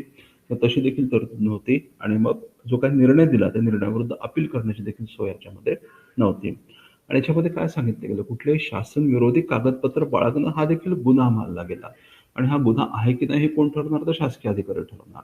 अशा प्रकारच्या अन्याय आणि जाचक तरतुदी होत्या. म्हणजे क्रांतिकारी कारवाया दडपण्याच्या नावाखाली ब्रिटिशांनी राष्ट्रवादी कारवाया दडपायचा प्रयत्न केला होता. आणि म्हणूनच लक्षात ठेवा, की भारतामधले जे मुख्य प्रवाहामधले राजकारणी होते, त्यांनी देखील या कायद्याला विरोध केला होता. उदाहरण सांगतो, मोहम्मद अली जिन्नांनी ओके रॉलेटॅक्टला ब्लॅक ॲक्ट, काळा कायदा असं म्हटलं होतं. मग गांधीजी देखील पुढाकार घेतला आणि या कायद्याला विरोध करण्याचा निर्णय घेतला. ठीक आहे. मग विरोध कसा केला गेला? तर रॉलेटॅक्ट सत्याग्रहाच्या माध्यमातून एक अखिल भारतीय सत्याग्रह, अखिल भारतीय हरताळाचं आयोजन केलं गेलं. ओके. आणि यासाठी पहिल्या टप्प्यामध्ये काय केलं? फेब्रुवारी 1919 मध्ये सत्याग्रह सभा नावाची संघटना स्थापन केली. याचा हेतू काय होता? तर एक अर्ज, त्या अर्जावर लोकांनी सह्या करायच्या, काळा कायदा रद्द करण्यासाठी अर्ज विनंत्या करायच्या आणि त्या सह्या गोळा करण्याची मोहीम या संघटनेमार्फत राबवली गेली. परंतु जेव्हा त्याच्यातून फारसा प्रतिसाद मिळत नाही असं दिसलं, तेव्हा मग हरताळ करण्याचा निर्णय घेतला गेला आणि 30 मार्च 1919 ही हरताळाची प्रारंभिक तारीख ठरवली गेली. ठीक आहे. परंतु नंतर ही तारीख बदलून 6 एप्रिल 1919 रोजी केली गेली. लक्षात ठेवा, 6 एप्रिल 1919 रोजी अखिल भारतीय हरताळ आयोजित केला गेला आणि त्याला मोठ्या प्रमाणामध्ये प्रतिसाद भेटला होता. ओके. मग 10 एप्रिल 1919 रोजी ब्रिटिश सरकारने डॉक्टर सत्यपाल आणि सैफुद्दीन किचलू यांना अटक केली. त्याच्या आधी काय झालं होतं? गांधीजी दिल्ली आणि पंजाबकडे जाण्यासाठी निघाले होते. ओके. 7-8 एप्रिलला गांधीजी पंजाब आणि दिल्लीकडे जाण्यासाठी निघाले, परंतु सरकारने गांधीजींना अटक करून परत पाठवलं आणि त्यामुळं लक्षात ठेवा, त्यामुळे लोक मोठ्या प्रमाणामध्ये चिडले आणि अहमदाबाद आणि नडियाद लोकांना लोकांना मोठ्या प्रमाणात गांधीजींना विनाकारण अटक केली म्हणून लोकांना राग आला आणि म्हणून अहमदाबाद, त्याच्यानंतर विरामगाम, अहमदाबाद आणि विरामगाम या ठिकाणी मोठ्या प्रमाणामध्ये हिंसाचार घडून आला, तर हे लक्षात ठेवा. ओके. आता मी तुम्हाला सांगितलं की या ठिकाणी अखिल भारतीय हरताळ आयोजित केला गेला होता. मग हरताळ कसा करायचा होता? तर संप आयोजित करायचे. ठीक आहे. त्याचप्रमाणे ज्या साहित्यावर बंदी घातलेली आहे, ज्या वृत्तपत्रांवर बंदी घातलेली आहे, असं साहित्य, असं वृत्तपत्र इल्लिगली त्याची विक्री करायची. अशा प्रकारे याचं स्वरूप होतं. आणि लक्षात ठेवा, या काळामध्ये गांधीजींची 2 साहित्यकृती, एक म्हणजे हिंद स्वराज्य, दुसरं म्हणजे सर्वोदय, हे मोठ्या प्रमाणामध्ये याची विक्री झाली होती. अशा पद्धतीने सत्याग्रह केला होता. मग गांधी जेव्हा दिल्ली आणि अमृतसरकडे जायला निघाले, तेव्हा गांधीजींना अटक करून परत पाठवलं गेलं. परिणामी अहमदाबाद आणि विरामगाम या ठिकाणी हिंसाचार घडून आला. मग अमृतसरमध्ये, पंजाबमध्ये ओके, एप्रिल 1919 मध्ये डॉक्टर सत्यपाल आणि सैफुद्दीन किचलू या स्थानिक नेत्यांना अटक झाली. ठीक आहे. त्यांच्या अटकेच्या निषेधार्थ 13 एप्रिल 1919 रोजी ओके, बैसाखीच्या सणाच्या निमित्त जालियनवाला बाग या ठिकाणी लोक एकत्र आले होते. तेव्हा ह्या दोघांच्या अटकेच्या निषेधार्थ एक सभा आयोजित केली होती. परंतु त्या सभेवर जनरल डायरने अन्यायीपणे गोळीबार केला होता. ठीक आहे. जमावबंदीचं कारण सांगून ओके, मार्शल लॉ लागू केला होता. जमावबंदीचं कारण सांगून जनरल डायरने या समुदायावर गोळीबार केला, ज्याला आपण म्हणतो जालियनवाला बाग हत्याकांड. ठीक आहे.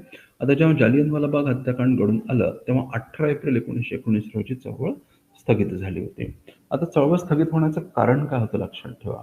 ओके. 18 एप्रिल 1919 रोजी गांधीजींनी चळवळ स्थगित केली. कारण गांधीजींनी काय सांगितलं? गांधीजींचं म्हणणं होतं की ही जी चळवळ चालू केली ती माझी हिमालया एवढी चूक झाली. ओके. हे वाक्य लक्षात ठेवा.